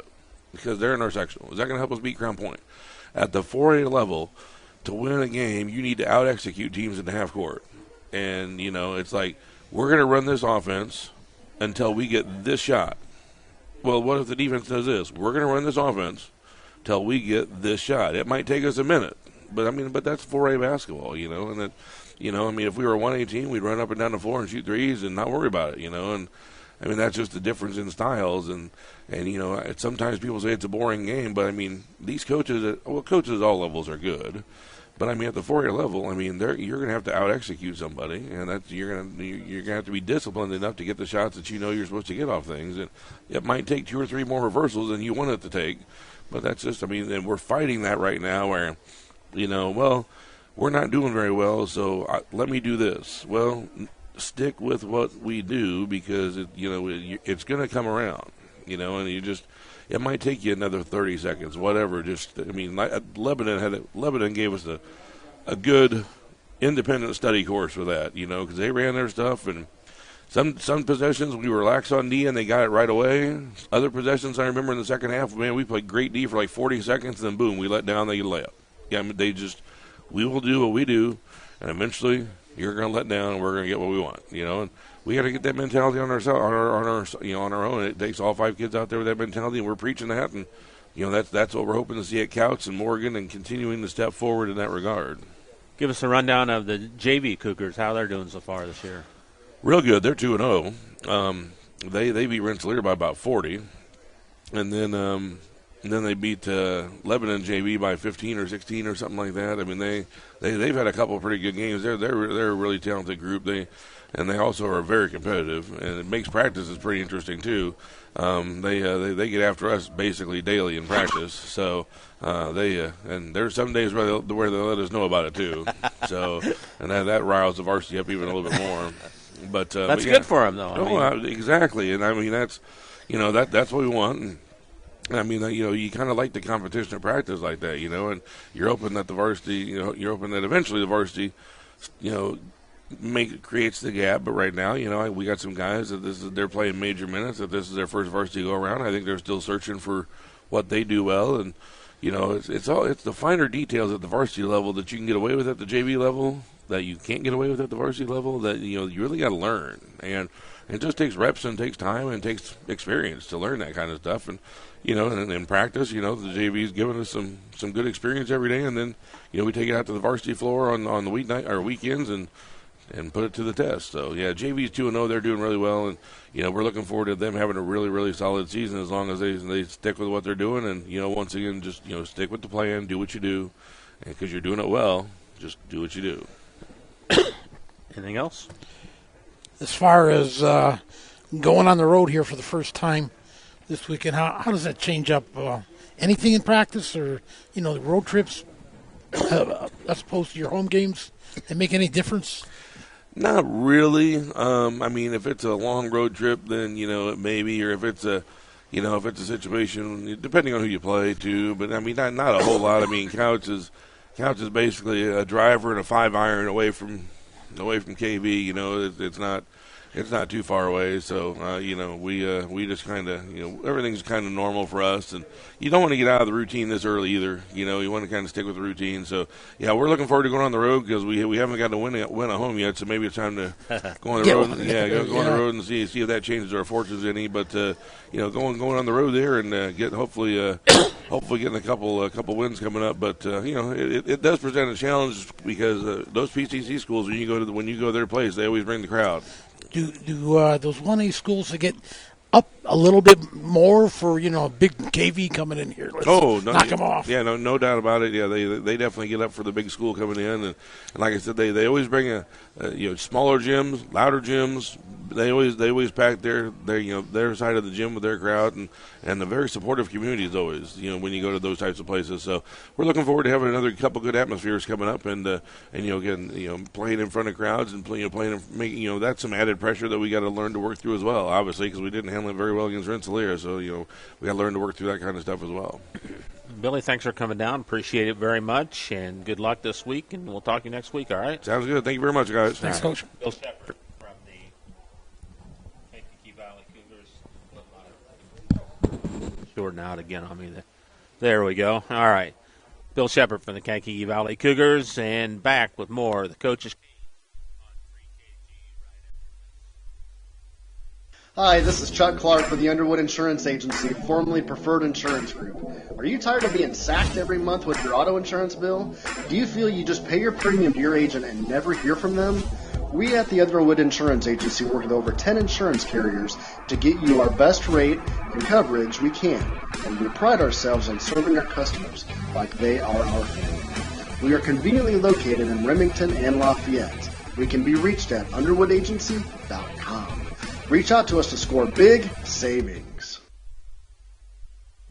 Meet you at Arnie's, Rensselaer's go-to pizza, and so much more. Pizza, sandwiches, burgers are here. Don't forget about dessert. Wings, cheese sticks, garlic bread too. Arnie's pizza menu has something for everyone. Dine in or carry out in the best pizza in town.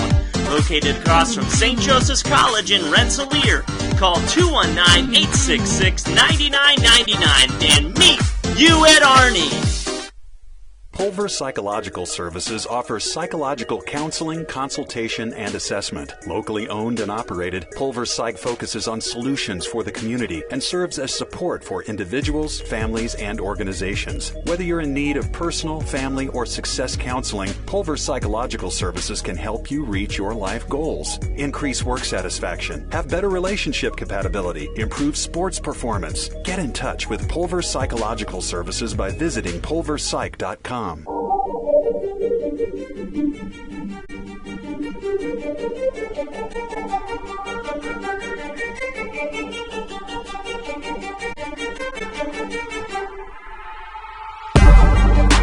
Welcome back to Arnie's Pizza, 3KG, The Cage, our weekly coaches show with area coaches looking back at past action and looking a little ahead, prognosticating what's going to come up. Boy, Ricky and I were talking, Bob, about kind of a slow start on schedule-wise for South Newton. Only one game so far. One game, wow. That's.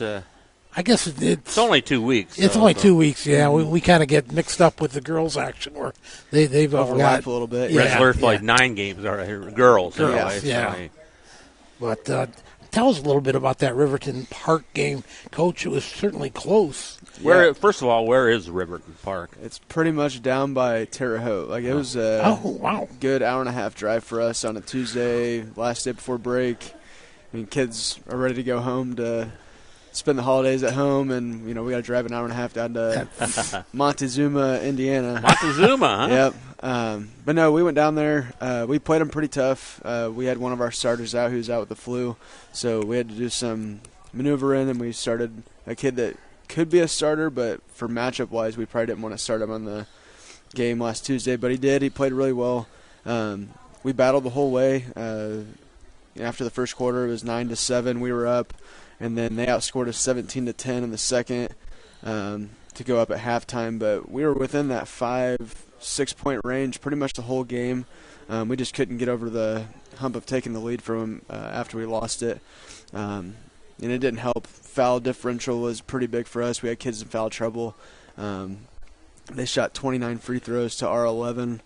I mean, that's pretty much the game. So we've talked about that a lot this last week, cleaning some stuff up on the defensive end and making sure we're getting back in transition and not doing silly fouls to put them in the bonus for a quarter and a half. So hopefully we've hedged that off coming into this weekend. Just like Ryan Harrington stepped in for the JV to coach his first varsity game this year. Mm-hmm. Same for you, right? What was it like for you as a coach of your first varsity game? Louder. First thought of it, I mean, coached a lot of JV games, coached a lot of freshmen, stuff like that. But first thought for me, first game was a lot louder, a lot more intense. But I mean, can't be upset with the kids. I thought they played their butts off. We were diving on the floor. We were finishing when we needed shots. We were getting some big stops. We just couldn't put it all together to finish the game. And Riverton Park's a pretty solid team. They brought everybody back from last year. I think they lost one senior, but I don't think he was a starter. So for the most part, it was pretty much the varsity from last year, and we played them tight last year. So I liked what I saw from the kids that we did have. What was the most positive thing you've seen, and what's the thing you need to work on from one game? Definitely the hustle for our kids was the biggest positive. There's a lot of times I felt like we could have laid down. Things weren't going our way. Foul calls weren't going our way. There was a stretch where, Corbin Cruz, I think he was on offense. He got an offensive foul real quick, and then he got like 2 defensive fouls back-to-back within like a 20-second period, it seemed like. So he went from 1 foul to 4 fouls beginning of third quarter, and he couldn't play the rest of the third because of the 4 That's fouls. That's a guy you can't really afford to keep on the bench for not stretches. for him, no, because he's the only varsity returning player for us last year, at least a guy that played the whole year. So finding somebody to step in that spot to fill his role is tough. But, we had a kid that didn't plan on playing a lot of varsity on Tuesday, but because of a kid being sick, because we had another kid that was out the whole week before that, before the Riverton Park game, we had to push him into the varsity minutes early, and he responded really well. That's Lucas Boguski. He hasn't played since 8th grade, but he played 3 quarters for us down at Riverton Park. Defended really well. I don't think he had any turnovers. He hit a 3 for us, so he looked pretty good in the minutes he did play for us. So that was exciting. That was nice to see. And then, leading us in scoring that night, Chase Stillbauer had 14. Hayden Basewick had 12, and then Luke Hoskins had 7. So scoring was pretty spread out. We almost had 3 guys in double figures. A kid that I expected us to have a lot more points this year, he didn't have a very good game, and he's sick this week, so we'll see if he comes back into this week to play. But he wasn't here today, so hopefully back tomorrow, and that's Evan Krug. So now give us again a refresher on how you play offensively and defensively for the Rebels. Offensively, you can tell by our scoring, we want to get 4 or 5 guys around double figures every night. I don't think we're going to have one guy that's going to be 20, 25 points a game. For the most part, if we can have 3 or so around 10 or over 10, that'd be pretty ideal for us. I think we've got 4 or 5 kids that are capable of scoring 10 plus every single night. Will you slow the pace a little bit or no? When we have to, yeah. On the defensive end, we get after it as far as we're physical. We work on bump and cutters a lot. We have 5 guys on the floor that'll dive on the floor. Not afraid to body kids up. I talked about it last time I was on. We've got Luke Hoskins and Hayden Basewick. They're both 6'2", 6'4", 210 pounds. They're big kids that can throw their weight around, and they're not afraid to do it. So that's our style defensively, at least. We want to get after it, be physical with teams, and kind of set the tone on that end of the floor to carry us into offense. So it gives us some momentum that way. Do you have a goal, defensive goal each game that you want to hold your opponents to or not? Yeah, our goal is usually 40. We want to keep teams around 40. That gives us a chance, I think, to compete. That was always Coach Hall's goal when he was coaching me as well. So that's kind of just something that we've bought into as well. 40's got to be the goal every single night. We can hang around 40, but if we're giving up 60 or, 70 points, it's going to be tough for us to keep up in games. So if we're around 40, I think we can compete in pretty much any game that we're in. So you played for Coach Hall then? I did, 1 year. 1 year? What was that like? Fun. Brought joy back for basketball for me. The 2 years before that, I guess 3 years before that in high school, wasn't overly enjoyable. So having him come back, and I probably wouldn't be coaching today if Coach Hall didn't come back. Wow, so that's quite a statement. Yep, it means a lot to me. Did you play a JV game the other night? Did our JV play? Yeah. Yeah, rough night. We've got a lot of freshmen, a lot of guys that were on JV last year but didn't play a lot of JV just because of the kids that are on our varsity now were our JV last year. So getting minutes over those kids last year just wasn't super ideal, and we don't have a very deep freshman schedule. So it's a lot of new pieces in the JV level that have not had a lot of high school playing time. So it's just growing pains and getting them into the groove and getting them up to speed on things. And I think they're will. Playing, though, right? Yeah, and I think they will. There's some good, like I said, good pieces in that grade, but they struggled to score on Tuesday night, and they defended okay. They just had a lot of turnovers.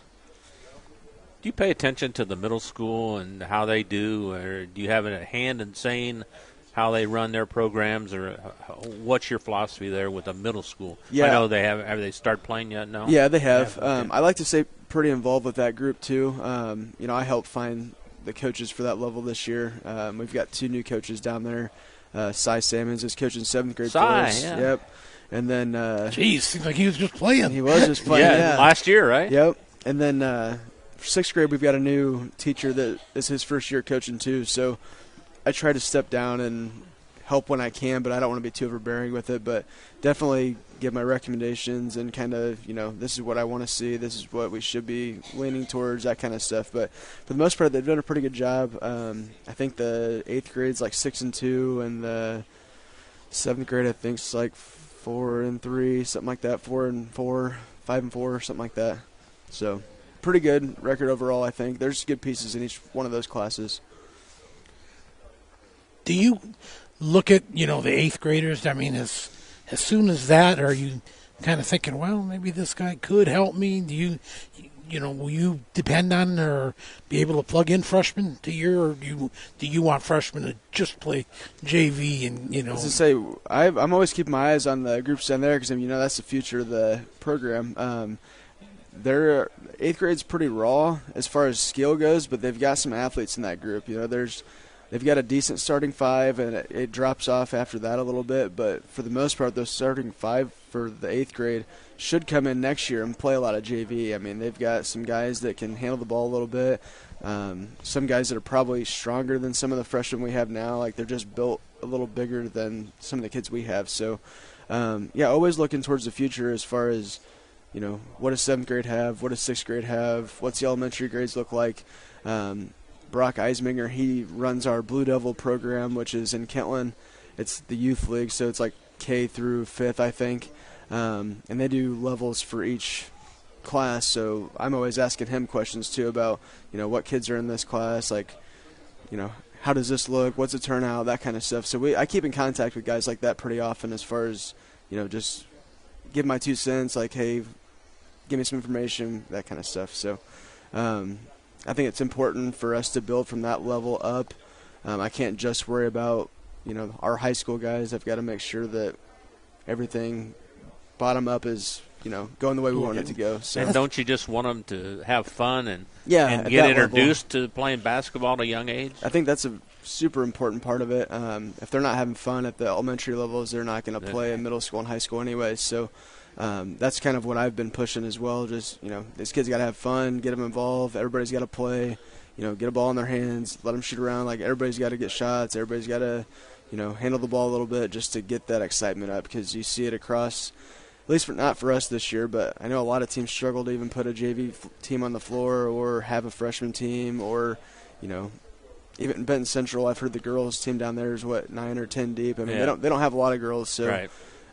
A school that good the last few years, and they don't have the numbers. So for us to stay where we're at with the numbers, you got to keep that excitement up, and hopefully we can do that. Now, I asked Ryan Harrington this. You coached your first game, but after the game, he said he didn't get to sleep till the next morning.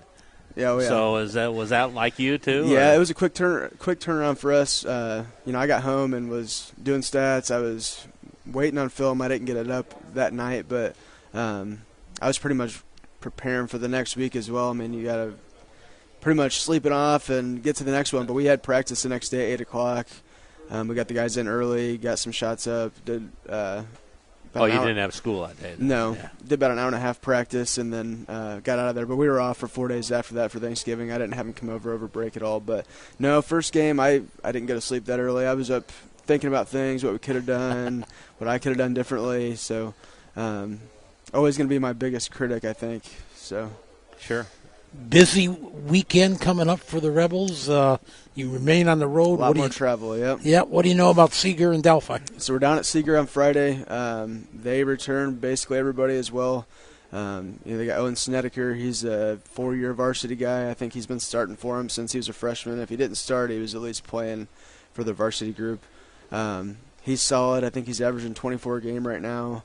They got another kid averaging 16, another one averaging 10. So they'll be tough. They're experienced. They gel together. They've played together for a while. So I just hope our kids go down there, compete, get after a little bit, dive on the floor, keep us in the game until the end, and then anything can happen at that point. I know it's at their place, but I like our chances of competing at least. I mean, we should go down there and be competitive, and that's kind of all we can ask for this early in the season. We're not really focus too much on the wins and losses aspect of it, just because we have so many new pieces on the varsity level. But if we can get our guys to compete every single day and be in games by, after Christmas, I think we'll be playing better basketball and we'll be winning the games that were close in the first half of the season. So, and Delphi?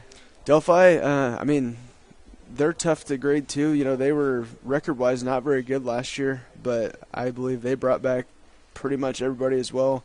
They just beat North White pretty good on Saturday, beat them by 31 down there, but it was close through three quarters from what Matt had told me. So I expect them to play hard. They're going to be physical. They're going to pretty much play kind of like we do, but they're going to have that varsity experience as a factor. They're going to have their whole starting five back from last year. So we played them over the summertime.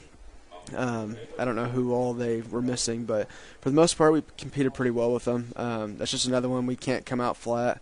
If we do, they're going to blow it wide open just kind of like they did against North White. So we just got to stay competitive. Ricky, appreciate you coming over and look forward to talking to you all year long. And good luck this weekend, and we'll talk to you next Wednesday, all right? Yeah, thanks for having me, guys. Good luck, Coach. Ricky Montemeyer from the South Newton Rebels. Back with more, The Coach's Cage on 3kgthecage.com right after this. In agriculture, preparation is important. Dedication is you deciding what to plant and then asking what it will take for a good crop. How much work will it take to produce the final crop? In sports, preparation is vital in becoming the best you can be. Dedication is a will of achievements for a winning desire. Corbett Farms encourages everyone to do their best by having a winning spirit, attitude, and achievement. Your positivity will make a difference. Corbett Farms is proud to sponsor high school sports. Indiana Farm Bureau insurance agent Joe Goodman has been serving the Jasper County and surrounding area since 2009. Being involved in the area, Joe Goodman has kept his interest in making sure he provides the best insurance for his clients. Whether you need life, car, home, business, farm and crops, or even renter's insurance, Agent Joe Goodman will keep searching for the best policy for your valued investments. Call Indiana Farm Bureau Insurance Agent Joe Goodman at 219-866-4694 or stop in at 2570 North McKinley Avenue in Rensselaer. After a hard day's work or play, it's time for some relaxation, and there's no better place than Unwind on Front Street in Rensselaer. For massage therapy, facials, spray tanning, yoga classes, and wellness, stop by Unwind. They also offer student-athletes 30-minute massages for $25. Alina would like to thank Unwind's loyal customers for their patronage since 2016. To make an appointment, call Unwind at 219-869-0290.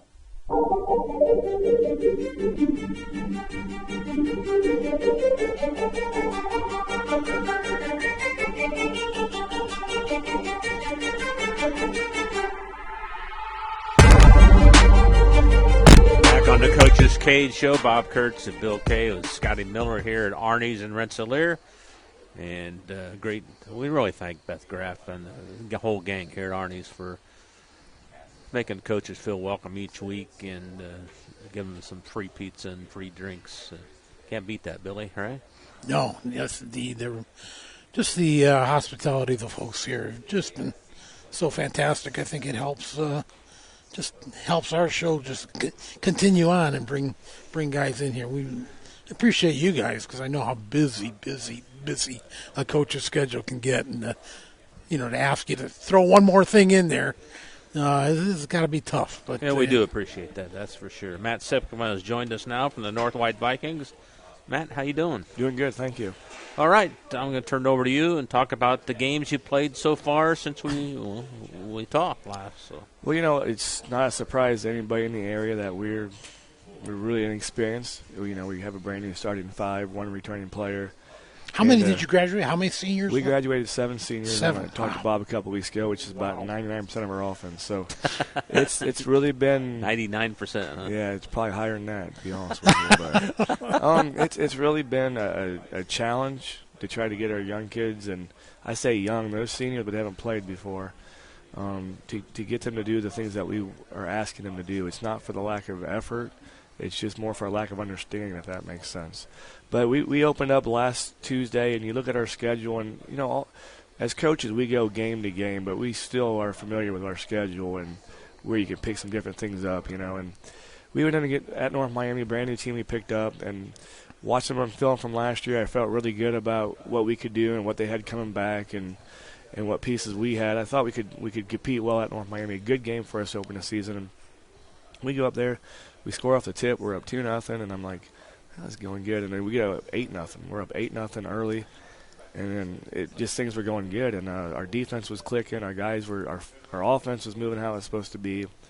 And I think at the end of the first quarter, I think we're up. I don't know what we're up with the first quarter. I guys don't have it saved here, but we're up by 8 at halftime, 28-20. I'll break it this, but it was 28-15 with about 2 minutes going before halftime. So once again, 15 points given up is great. And Dan Hood, who's our go-to everything this year, picks up his second foul. So, I pull him out of the game at that point, up 28-15 with 2 fouls, and these little things they close on a 5-0 run. And looking back, you're like, man, if you have him in that game with the way he plays defense and the threat he is on offense, you could go in 32-19 or 32-18 instead of 28-20. But anyways, we come out the second half and we execute again. We go up 35-20. They don't score forever, and I'm feeling good, right? I mean, not too good with still a ball left, but good. And then I think, for whatever reason, we made conditioning or what, but we just got tired. We couldn't score. Our cutting stopped. Our screening stopped. And we were stuck on like 40 forever. And they just chipped away. And they had a really good guard. And he come down and hit a 3 late in the fourth quarter. They took their first lead at about a minute 20 to go in the game, I think. Oh, man. Jeez. And then we actually got down 5 or 6 there in under a minute and cut it back down to 2, so we fought back hard. Name of the game was Dane Hood and Brendan Hood. They let us real quick in that game. We had 10 turnovers, shot 46% from the floor, and I'm like, we can't lose this game. Yeah, 10 turnovers for the game. 46% shooting. That's like last year's numbers, right? Yeah, no kidding. But here's what got us. And Dane Hood and Brendan Hood. Dane finished with 25 that game. Brendan finished with 14. So we had good balance. We had 25-14. Eli had 8. Lucas had 7. Artemio had 7. So the balance was there that Dane needs. We shot 8 for 27 from the foul line. Ooh. And wait a minute. 8 for 27. Free throws.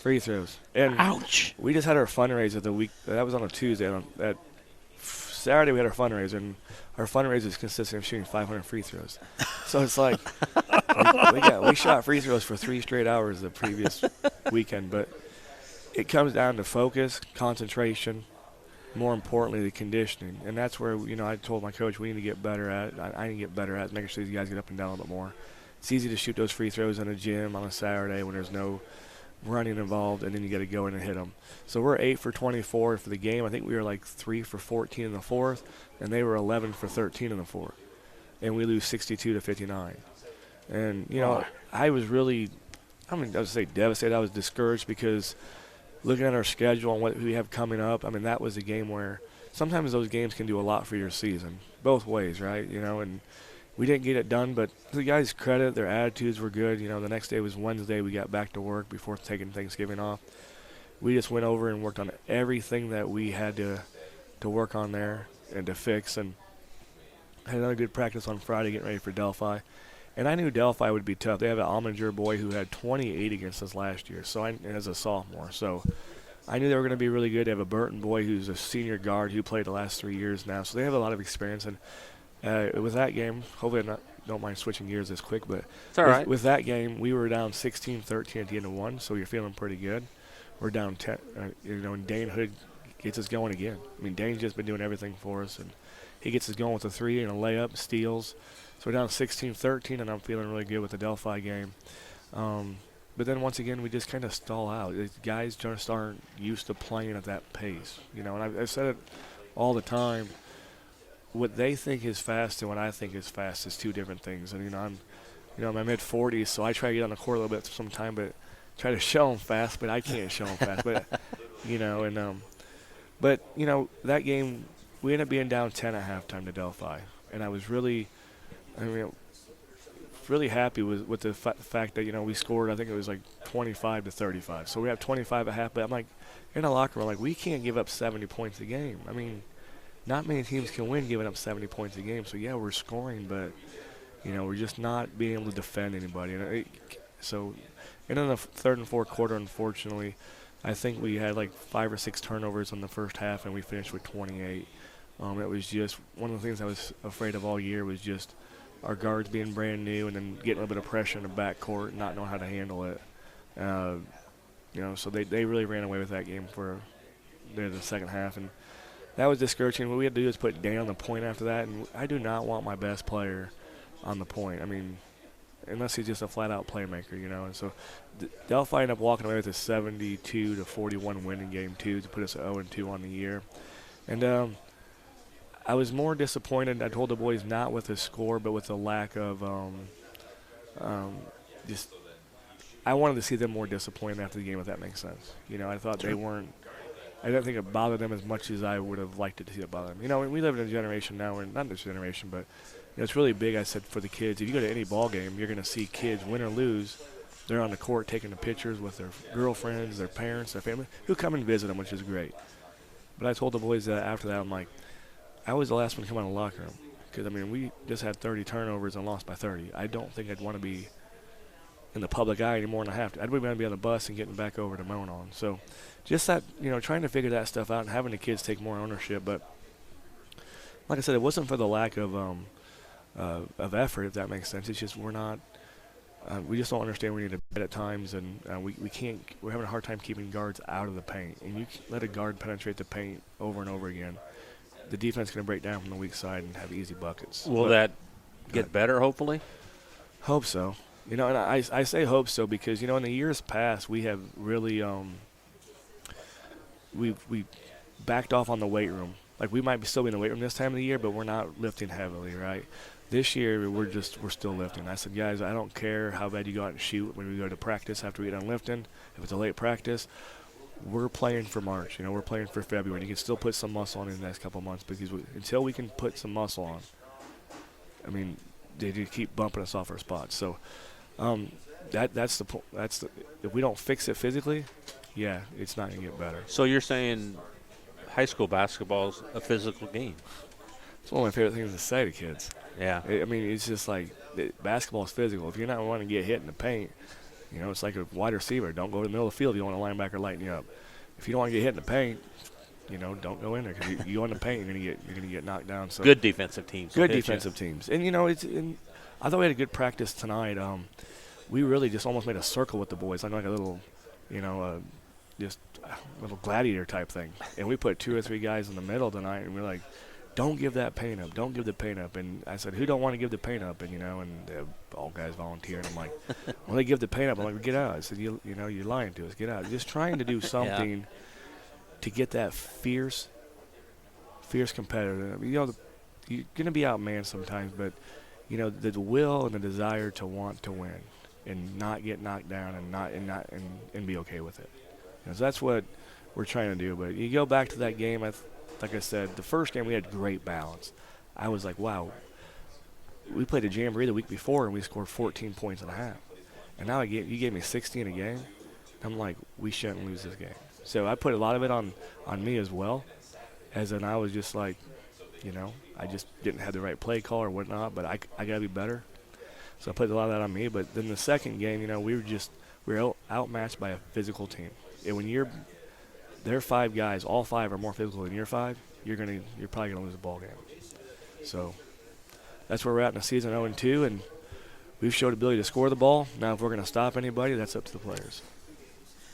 What's up next for the Vikes? We only have 1 game this weekend, and a lot of things change. And like I would have been, I like games, so I'm like, oh man, I hate having that Friday practice when everybody's playing, But we dropped a school last year and picked somebody up later on in the year, so this Friday became free for us. So we played Rossville. Rossville's a team in my 4 years we still haven't beaten. You watch them on film; they've only played Harrison, who I think is the best team in Lafayette right now, and Western Boone down there by Thorntown, and predominantly decent school. So. They're 0-2, but they're a very good 0-2 team. Very good. They got a Bray kid, last name Bray, coming back. Averaged like 18 a game last year.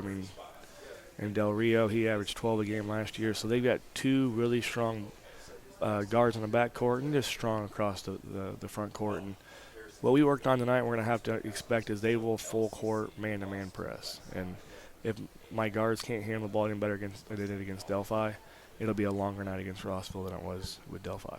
And next week, I know we have one of your games on live stream against Rensselaer, I believe, on the Friday. The following week we'll have Rensselaer, and we're at Rensselaer. Then we're at not lacrosse anymore, Tri-Township. Oh yeah, is you our can't name. call them lacrosse. So those are two games that looking at it where we're going to have our hands full. But Bombers are up to a flying start. Yeah, I saw you at the game the other night. Yeah, you don't have to remind me of that, But no, good for them. They're playing good basketball, and that's what it comes down to. I was talking to Chad a minute ago. Everything cycles. It Right. really does. It does, absolutely. And when you get a team that's got 4 or 5 guys that played for 3 or 4 years, you're going to win ball games. And yeah, he's got the same situation you had last year.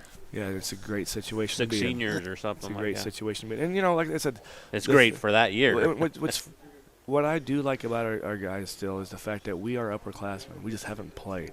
Mm-hmm. And I've said this before, as being a coach 2 years ago and losing a sectional and a buzzer beater after winning 16 ball games that year, it's cliche, but, man, that's what I'm playing for. And we haven't, we won conference 4 years in a row. I still think right now, I think Tri-County I know they're struggling to 0-2 start, and Ryan will probably point that out, but they have the pieces to win that conference. But my point is, with adding 2 new teams, you can afford a conference loss. Tri-County is the only team we play in the conference before Christmas. The rest is all going to be we're going to be 12 games into our season before we play them. So, and we have 6 seniors we play this year. Just they haven't ever played varsity basketball. They're older. They're not as strong as I'd like them to be, but they're still 18-year-old boys, and you're just hoping at some point in the season that helps you out along the way. How about the JV bikes? The JV also, and too, what we have struggled with, and I've said this to my AD, and it's not a surprise, we are struggling with numbers. Our school, just getting smaller every year like a lot of these schools are, and for whatever reason, the kids they're not playing. Our JV, I think we have only 9 kids on the JV team, and 3 of them have never played basketball before. So we're quartering 2, and Ron Bodankovic is my JV coach, and he's got my son, and he's got the other kid we just dragged out of the hall and said, hey, I need you to play basketball this year. And he was a kid that decided he wasn't going to wrestle this year, and I said, hey, if you're not going to wrestle, I'm not going to go pull you from a different sport, but you can just consider playing. But he is, and I look at RB and I'm like, you guys got those guys for 2 quarters, and he's like, then what? I'm like, well, you got to go with 3 kids that's never played basketball before, and it's tough. Yeah, because you got 2 kids on the court that can play, and 3 that never played, and and then they get discouraged. Right. Sure. So in our middle school, I think our 8th grade has won 1 game. Our 7th grade has won 2. I got 2 good coaches down there, and it's just not for a lack of trying. It's just that we have 4 and 5 kids. We have 9, 10 kids. We've got 3 7th graders playing 8th grade basketball just to have a team. So it's a situation. It's one of those cycles, isn't it? It is, and with that being cycle, you talk about how busy coaches are. This week we have our little Indian program that we do with Twin Lakes. Well, we've had coaches who are on vacation, our coaches are out. So I filled the Tuesday practice last night. I'll fill the Thursday practice tomorrow night. And I'm telling you what, working with the second and third graders, I have that much appreciation for everyone coaching those grades. But anyways, I think we have 56 kids 2 through 5 playing Little Indian League right now. So can you keep 30 of them interested, Sure. right? Because, at the end of the day in basketball, all you need is about 5 or 6 kids per class. But those 5 or 6 have got to really be committed to getting better, committed to playing basketball. So, like I said, we built a new field house. We opened it this year. It's really, really nice. In fact, and what's that involve? We got that over at our elementary building now. Oh, okay. And what's in there? We got 3 full-size courts. Even our high school gym that you guys love, the side baskets are about 5 feet apart, it seems like. You don't push the bleachers in, so that's what you get. Right? But this one, we've got 3 full courts, and it's beautiful. And in fact, our Rensselaer 6th grade game got canceled in October, and they rescheduled it for this Monday coming up, December 5th, and that will be the first contest of any kind in the new that's field nice. house. That's so. cool. Where is the elementary school at? Just right across from the high school. Right across. Yeah, if you don't really look, because you always pull on the back there at North White, so if you Yeah. don't really look forward, it's on the other side of 16. Oh, okay. But okay. I'm just hoping with those facilities and the kids involved down there that we start getting the numbers we need and building up. Because without the numbers, you can't do a lot with that. Hey, now didn't I see on Facebook or somewhere, maybe you told me Hunter Pogue, is he playing basketball? Yes. Tell us about where he's at, what's he doing? He's at Trine University up there in Angola, and they're loaded. In fact, I think one of the players came off that Central Noble team that went to state in 2A last year. They're a very loaded program. Varsity's undefeated. So he's on a JV team, and he's getting about 30 minutes a game. So it's pretty interesting. He played at Grace College in Winona Lake. And Trine University is way up there in the... Yeah, it's Michigan, Ohio, and Indiana border. Okay. I mean, it's, I think, 40 minutes from Fort Wayne still. Okay. But he played last week. We had a huge group of probably 30, 40 people from Mount On go down and watch him play, and I think he finished with 14 points, 2 assists, and a couple steals. He's showing off for you guys. Well, he's still, last year we had him for 48% shooting threes. I mean, that's just. My gosh. Guys don't shoot layups that good. No, they don't. He's no different in college. You go out there, he said, Coach, the biggest thing, the difference is it's 30 feet longer, the court. It's just that much longer, and he's like, you got to get used to that. But he first checked in the ball game, he didn't start, he checked in, got a nice rebound, went down, they reversed the ball back to him, and first three lined up. I was like, yeah, I know where that's going. So, but it's, he comes home the next day for Thanksgiving break, and on that Friday, he's got my son, who's a sophomore, and 3 other kids in his shed working on a game with those younger kids. So I've always said it's more character than it is even ball player with him. But that's fun to watch, and he'll stick it out. I was talking to Dad, Brian, and it's different level. So he'll have his hands full, really, with his size. With the ability for him to reach varsity, it's going to be very difficult. A lot of those kids are 6'2", 6'3", doing what he does at 5'6", 5'8", right? Right. But his heart is unbelievable. His motor is unbelievable. And I think by the time he's a junior, he could be up at that varsity level. Man, we got to talk to him a lot last year and a couple years, and he's quite a guy. He really is. So, and like I said, he comes back and he works with the younger kids. And actually, Nate Miller, he also wanted to come back and help. And we didn't work out this year, but with his Purdue schedule. But I said, hey, next year you tell me what level you want, 6th, 7th, 8th, JV, whatever. I think RB might be done this year. I said whatever level you want, we'll put you on staff. It's just quality of those kids. Matt, appreciate you coming over. Have a good luck this week, and we'll talk to you next Wednesday. Okay? Sounds good. Thank you for having me. Thanks, Coach. Matt Sipkema from the North White Vikings. Back and wrap things up with Chad Pulver from the Rensselaer Central Bombers after this on 3KGTheCage.com. High-quality, personalized dental service is what they do at Hillcrest Dental. For over 40 years, generations have relied on Hillcrest Dental for beautiful, healthy smiles. Dr. John Ayler and Dr. Jack Drone look forward to seeing you for your next dental visit. For information or to set your appointment, call 219-866-7117. That's 219-866-7117. Or visit hillcrestdental.net. Hillcrest Dental is a proud sponsor of all high school athletics. Pulver Psychological Services offers psychological counseling, consultation, and assessment. Locally owned and operated, Pulver Psych focuses on solutions for the community and serves as support for individuals, families, and organizations. Whether you're in need of personal, family, or success counseling, Pulver Psychological Services can help you reach your life goals. Increase work satisfaction, have better relationship compatibility, improve sports performance. Get in touch with Pulver Psychological Services by visiting pulverpsych.com. Working with our customers has been Kentland Bank's trademark for 87 years. We're dedicated to making your visit a lasting one, and helping you achieve your goals is our #1 priority. With 5 locations, Kentland Bank offers all loans needed for today's businesses and families, including car loans, mortgages, agriculture, and commercial loans. We're here to make your busy life less hectic by offering online and mobile banking, bill pay, and P2P payments. Member FDIC and equal housing lender.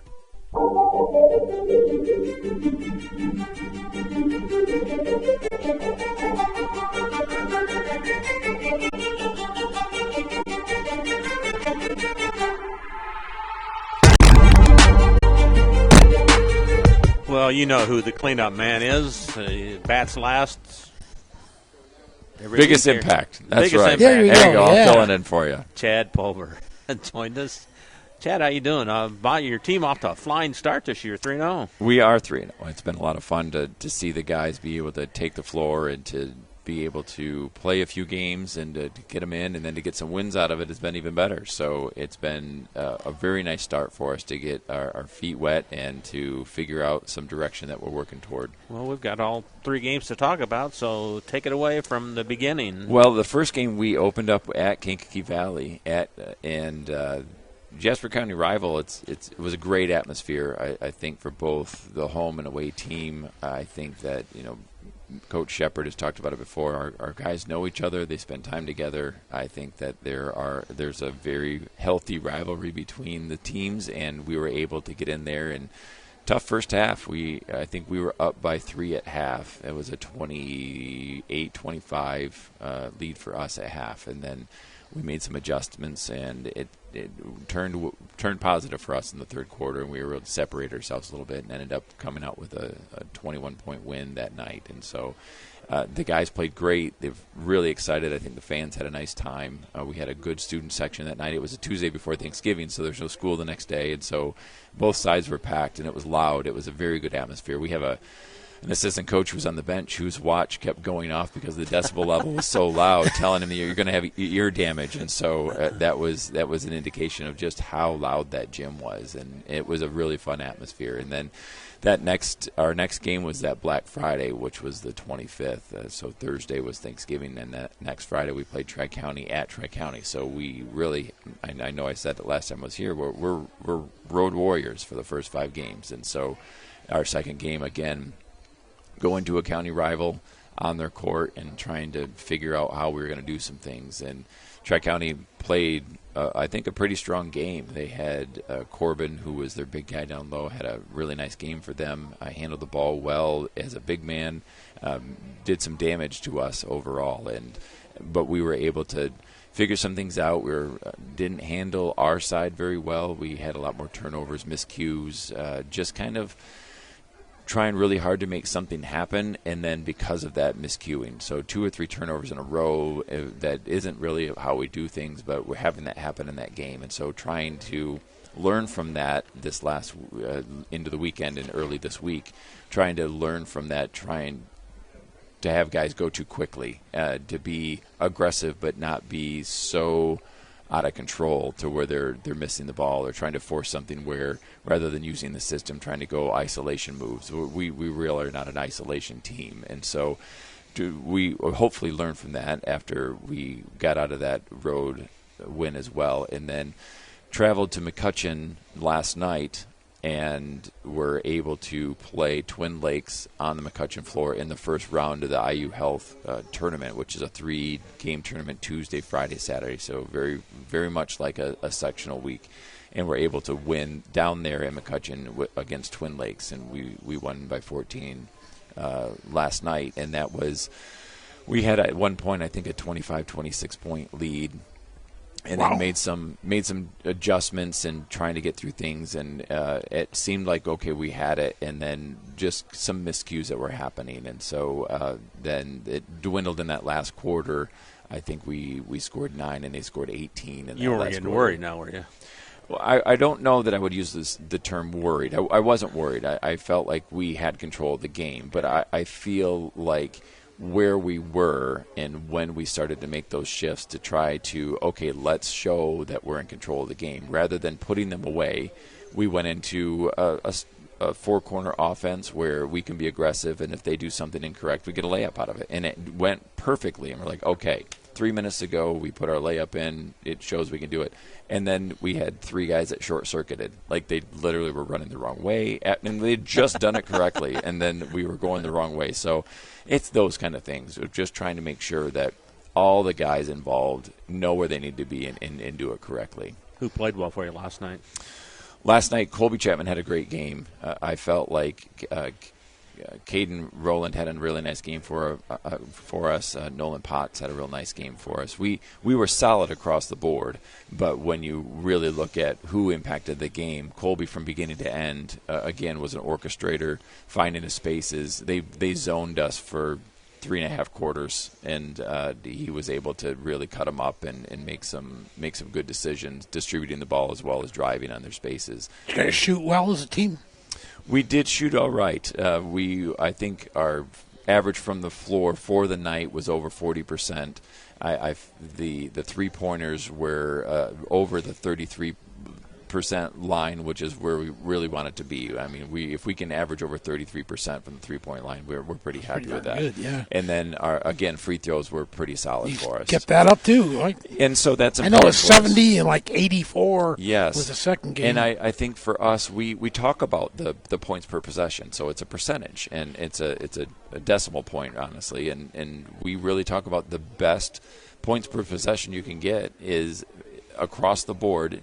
Most teams average 70% from the free throw line. If you're over one, that's get over really one, good, right? And so if you're shooting free throws, it's 1.7. Then so if we can get fouled and shoot them from the free throw line, that's the best thing we can really ask for.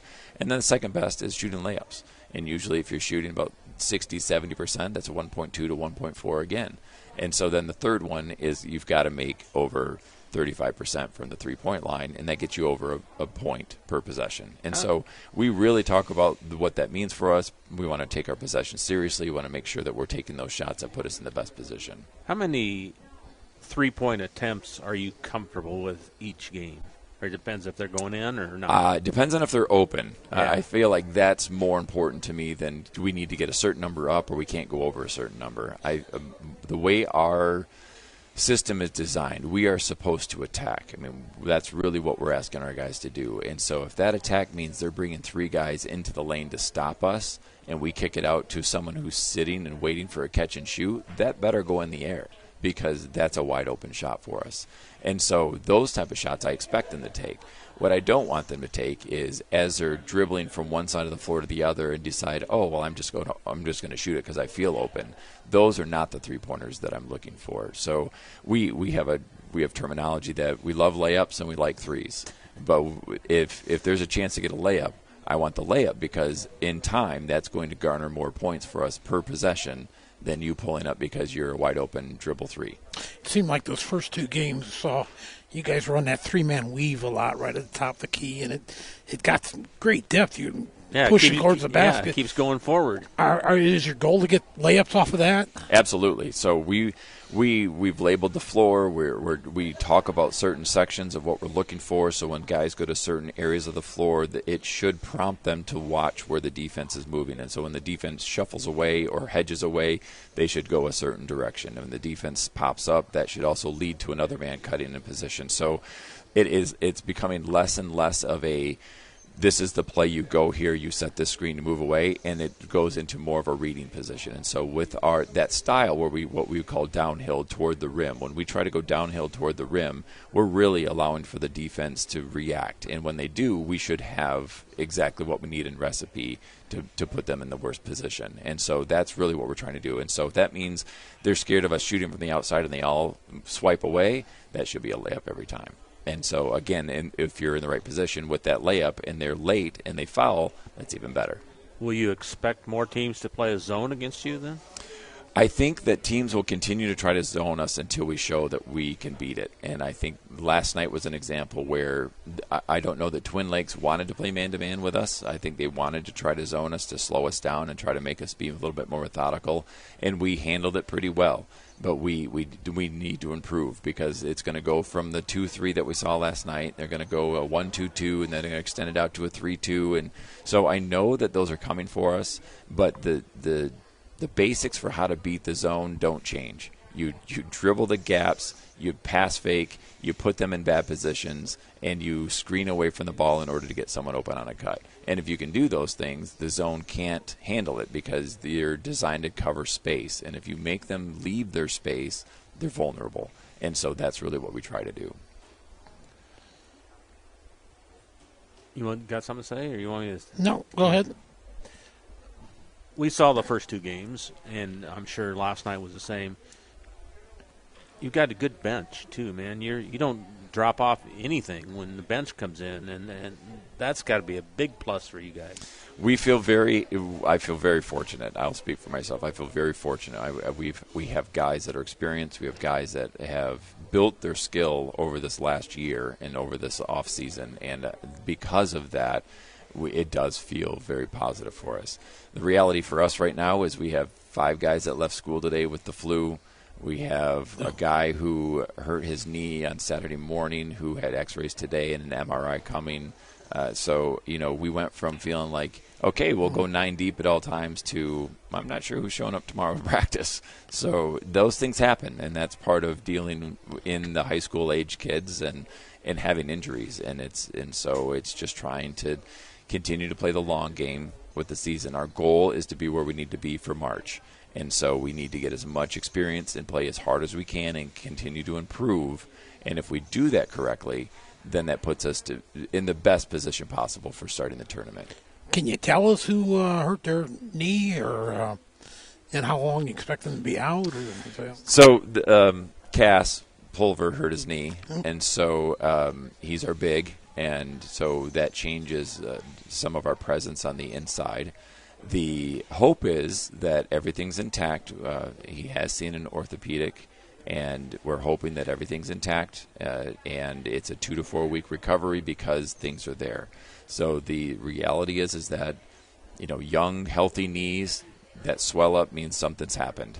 And so the MRI is to try to prove that nothing's happened other than you banged up, it hurts, we got to rehab and get you strong, but that's okay. We can live with that.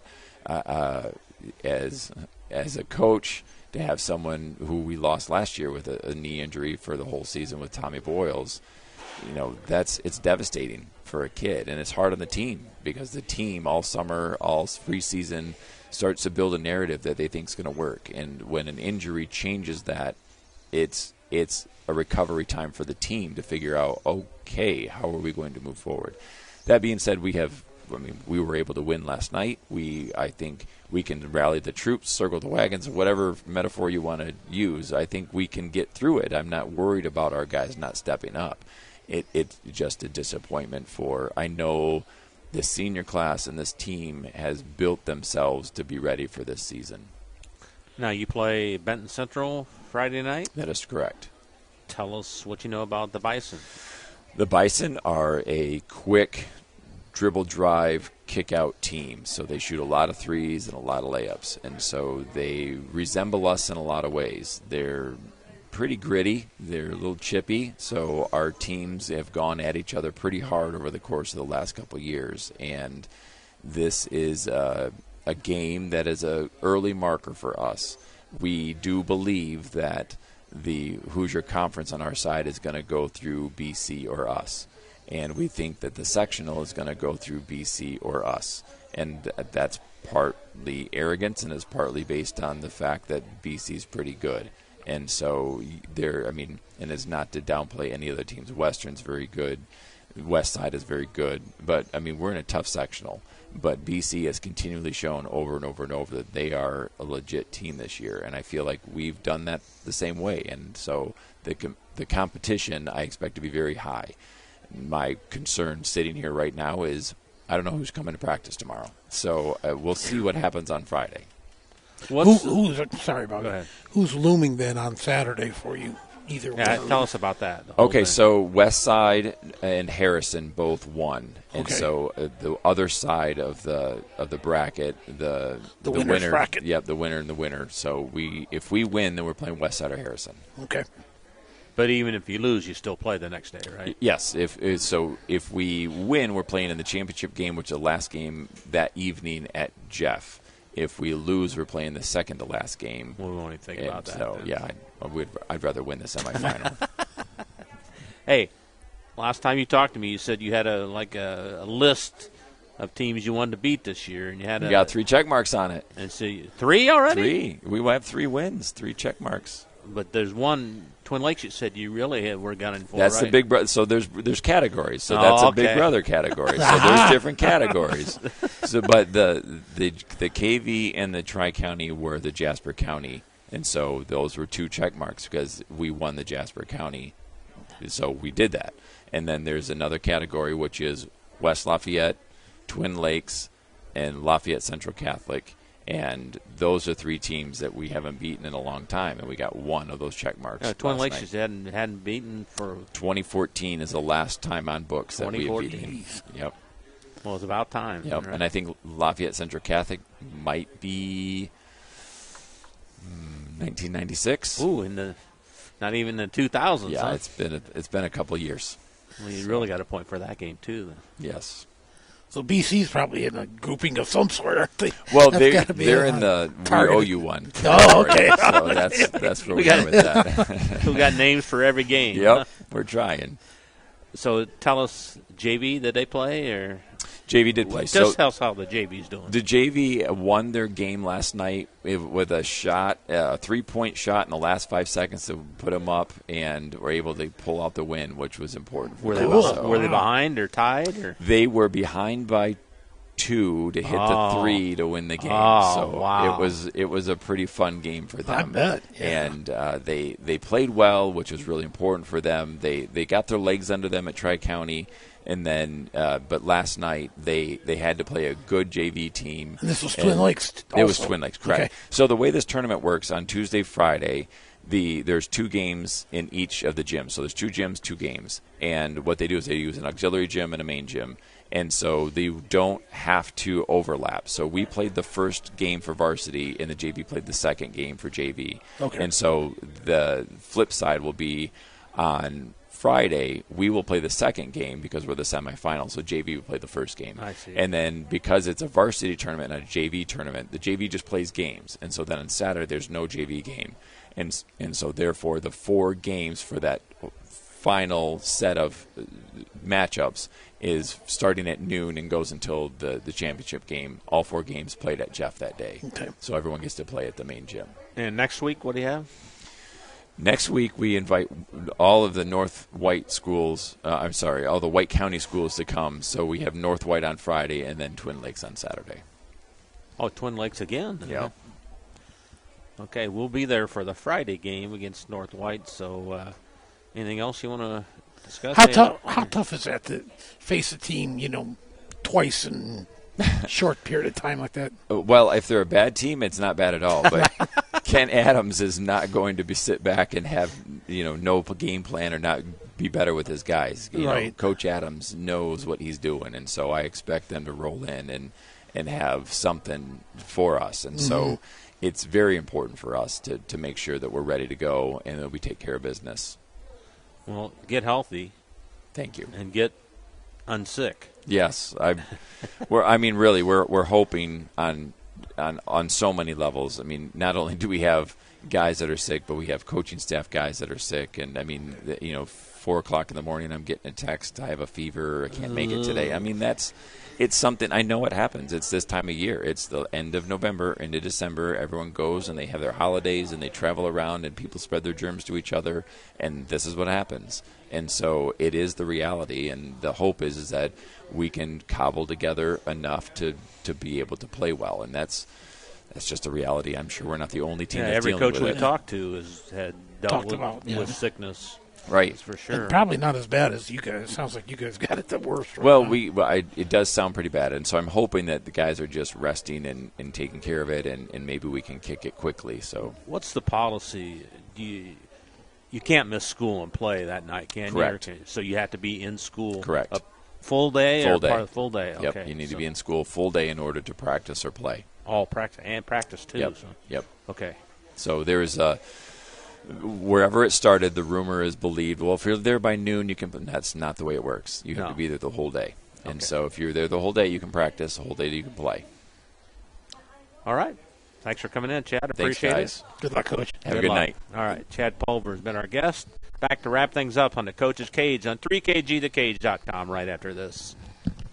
High-quality personalized dental service is what they do at Hillcrest Dental. For over 40 years, generations have relied on Hillcrest Dental for beautiful, healthy smiles. Dr. John Ayler and Dr. Jack Drone look forward to seeing you for your next dental visit. For information or to set your appointment, call 219-866-7117. That's 219-866-7117. Or visit hillcrestdental.net. Hillcrest Dental is a proud sponsor of all high school athletics. Meet you at Arnie's, Rensselaer's go-to pizza, and so much more. Pizza, sandwiches, burgers are here. Don't forget about dessert. Wings, cheese sticks, garlic bread too. Arnie's pizza menu has something for everyone. Dine in or carry out in the best pizza in town. Located across from St. Joseph's College in Rensselaer. Call 219-866-9999 and meet you at Arnie's. Founded in 1931, Community State Bank in Brook is your community bank. We specialize in relationship banking while offering the technology required to meet your modern banking needs. Community State Bank is the area leader in new construction loans and home mortgages. Our lenders know small business and have products to meet your farm and business needs. We're available to get to know you and your needs today at 224 West Main in Brook or by calling 219-275-2441. Pulver Psychological Services offers psychological counseling, consultation, and assessment. Locally owned and operated, Pulver Psych focuses on solutions for the community and serves as support for individuals, families, and organizations. Whether you're in need of personal, family, or success counseling, Pulver Psychological Services can help you reach your life goals. Increase work satisfaction, have better relationship compatibility, improve sports performance. Get in touch with Pulver Psychological Services by visiting pulverpsych.com. All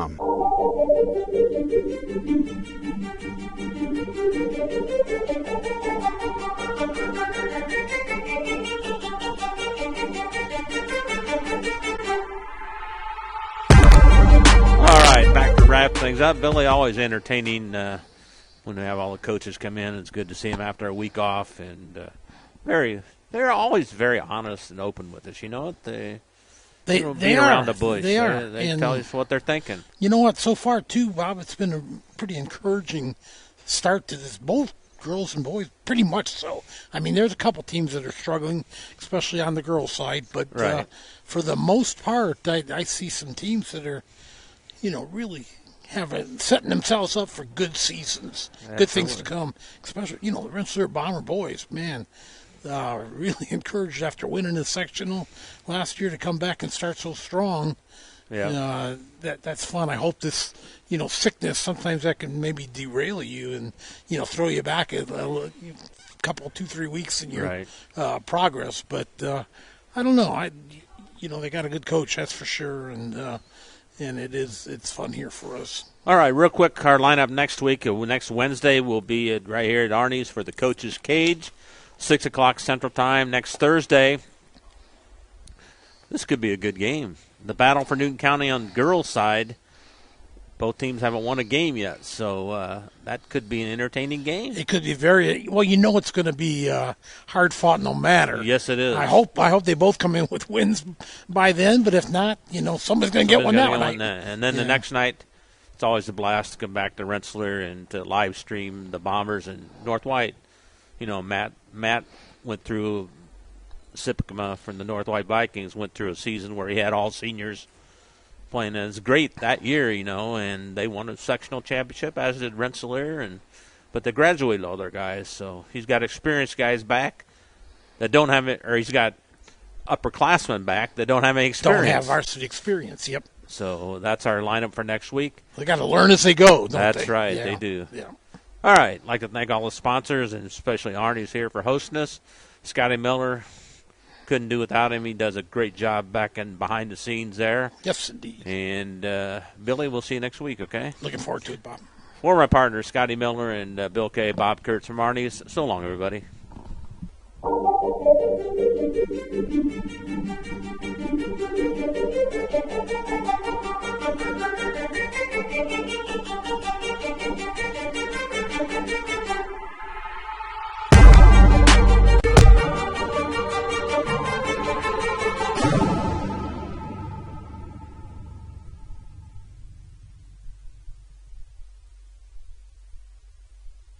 The proceeding was a presentation of 3KG Community Broadcasting.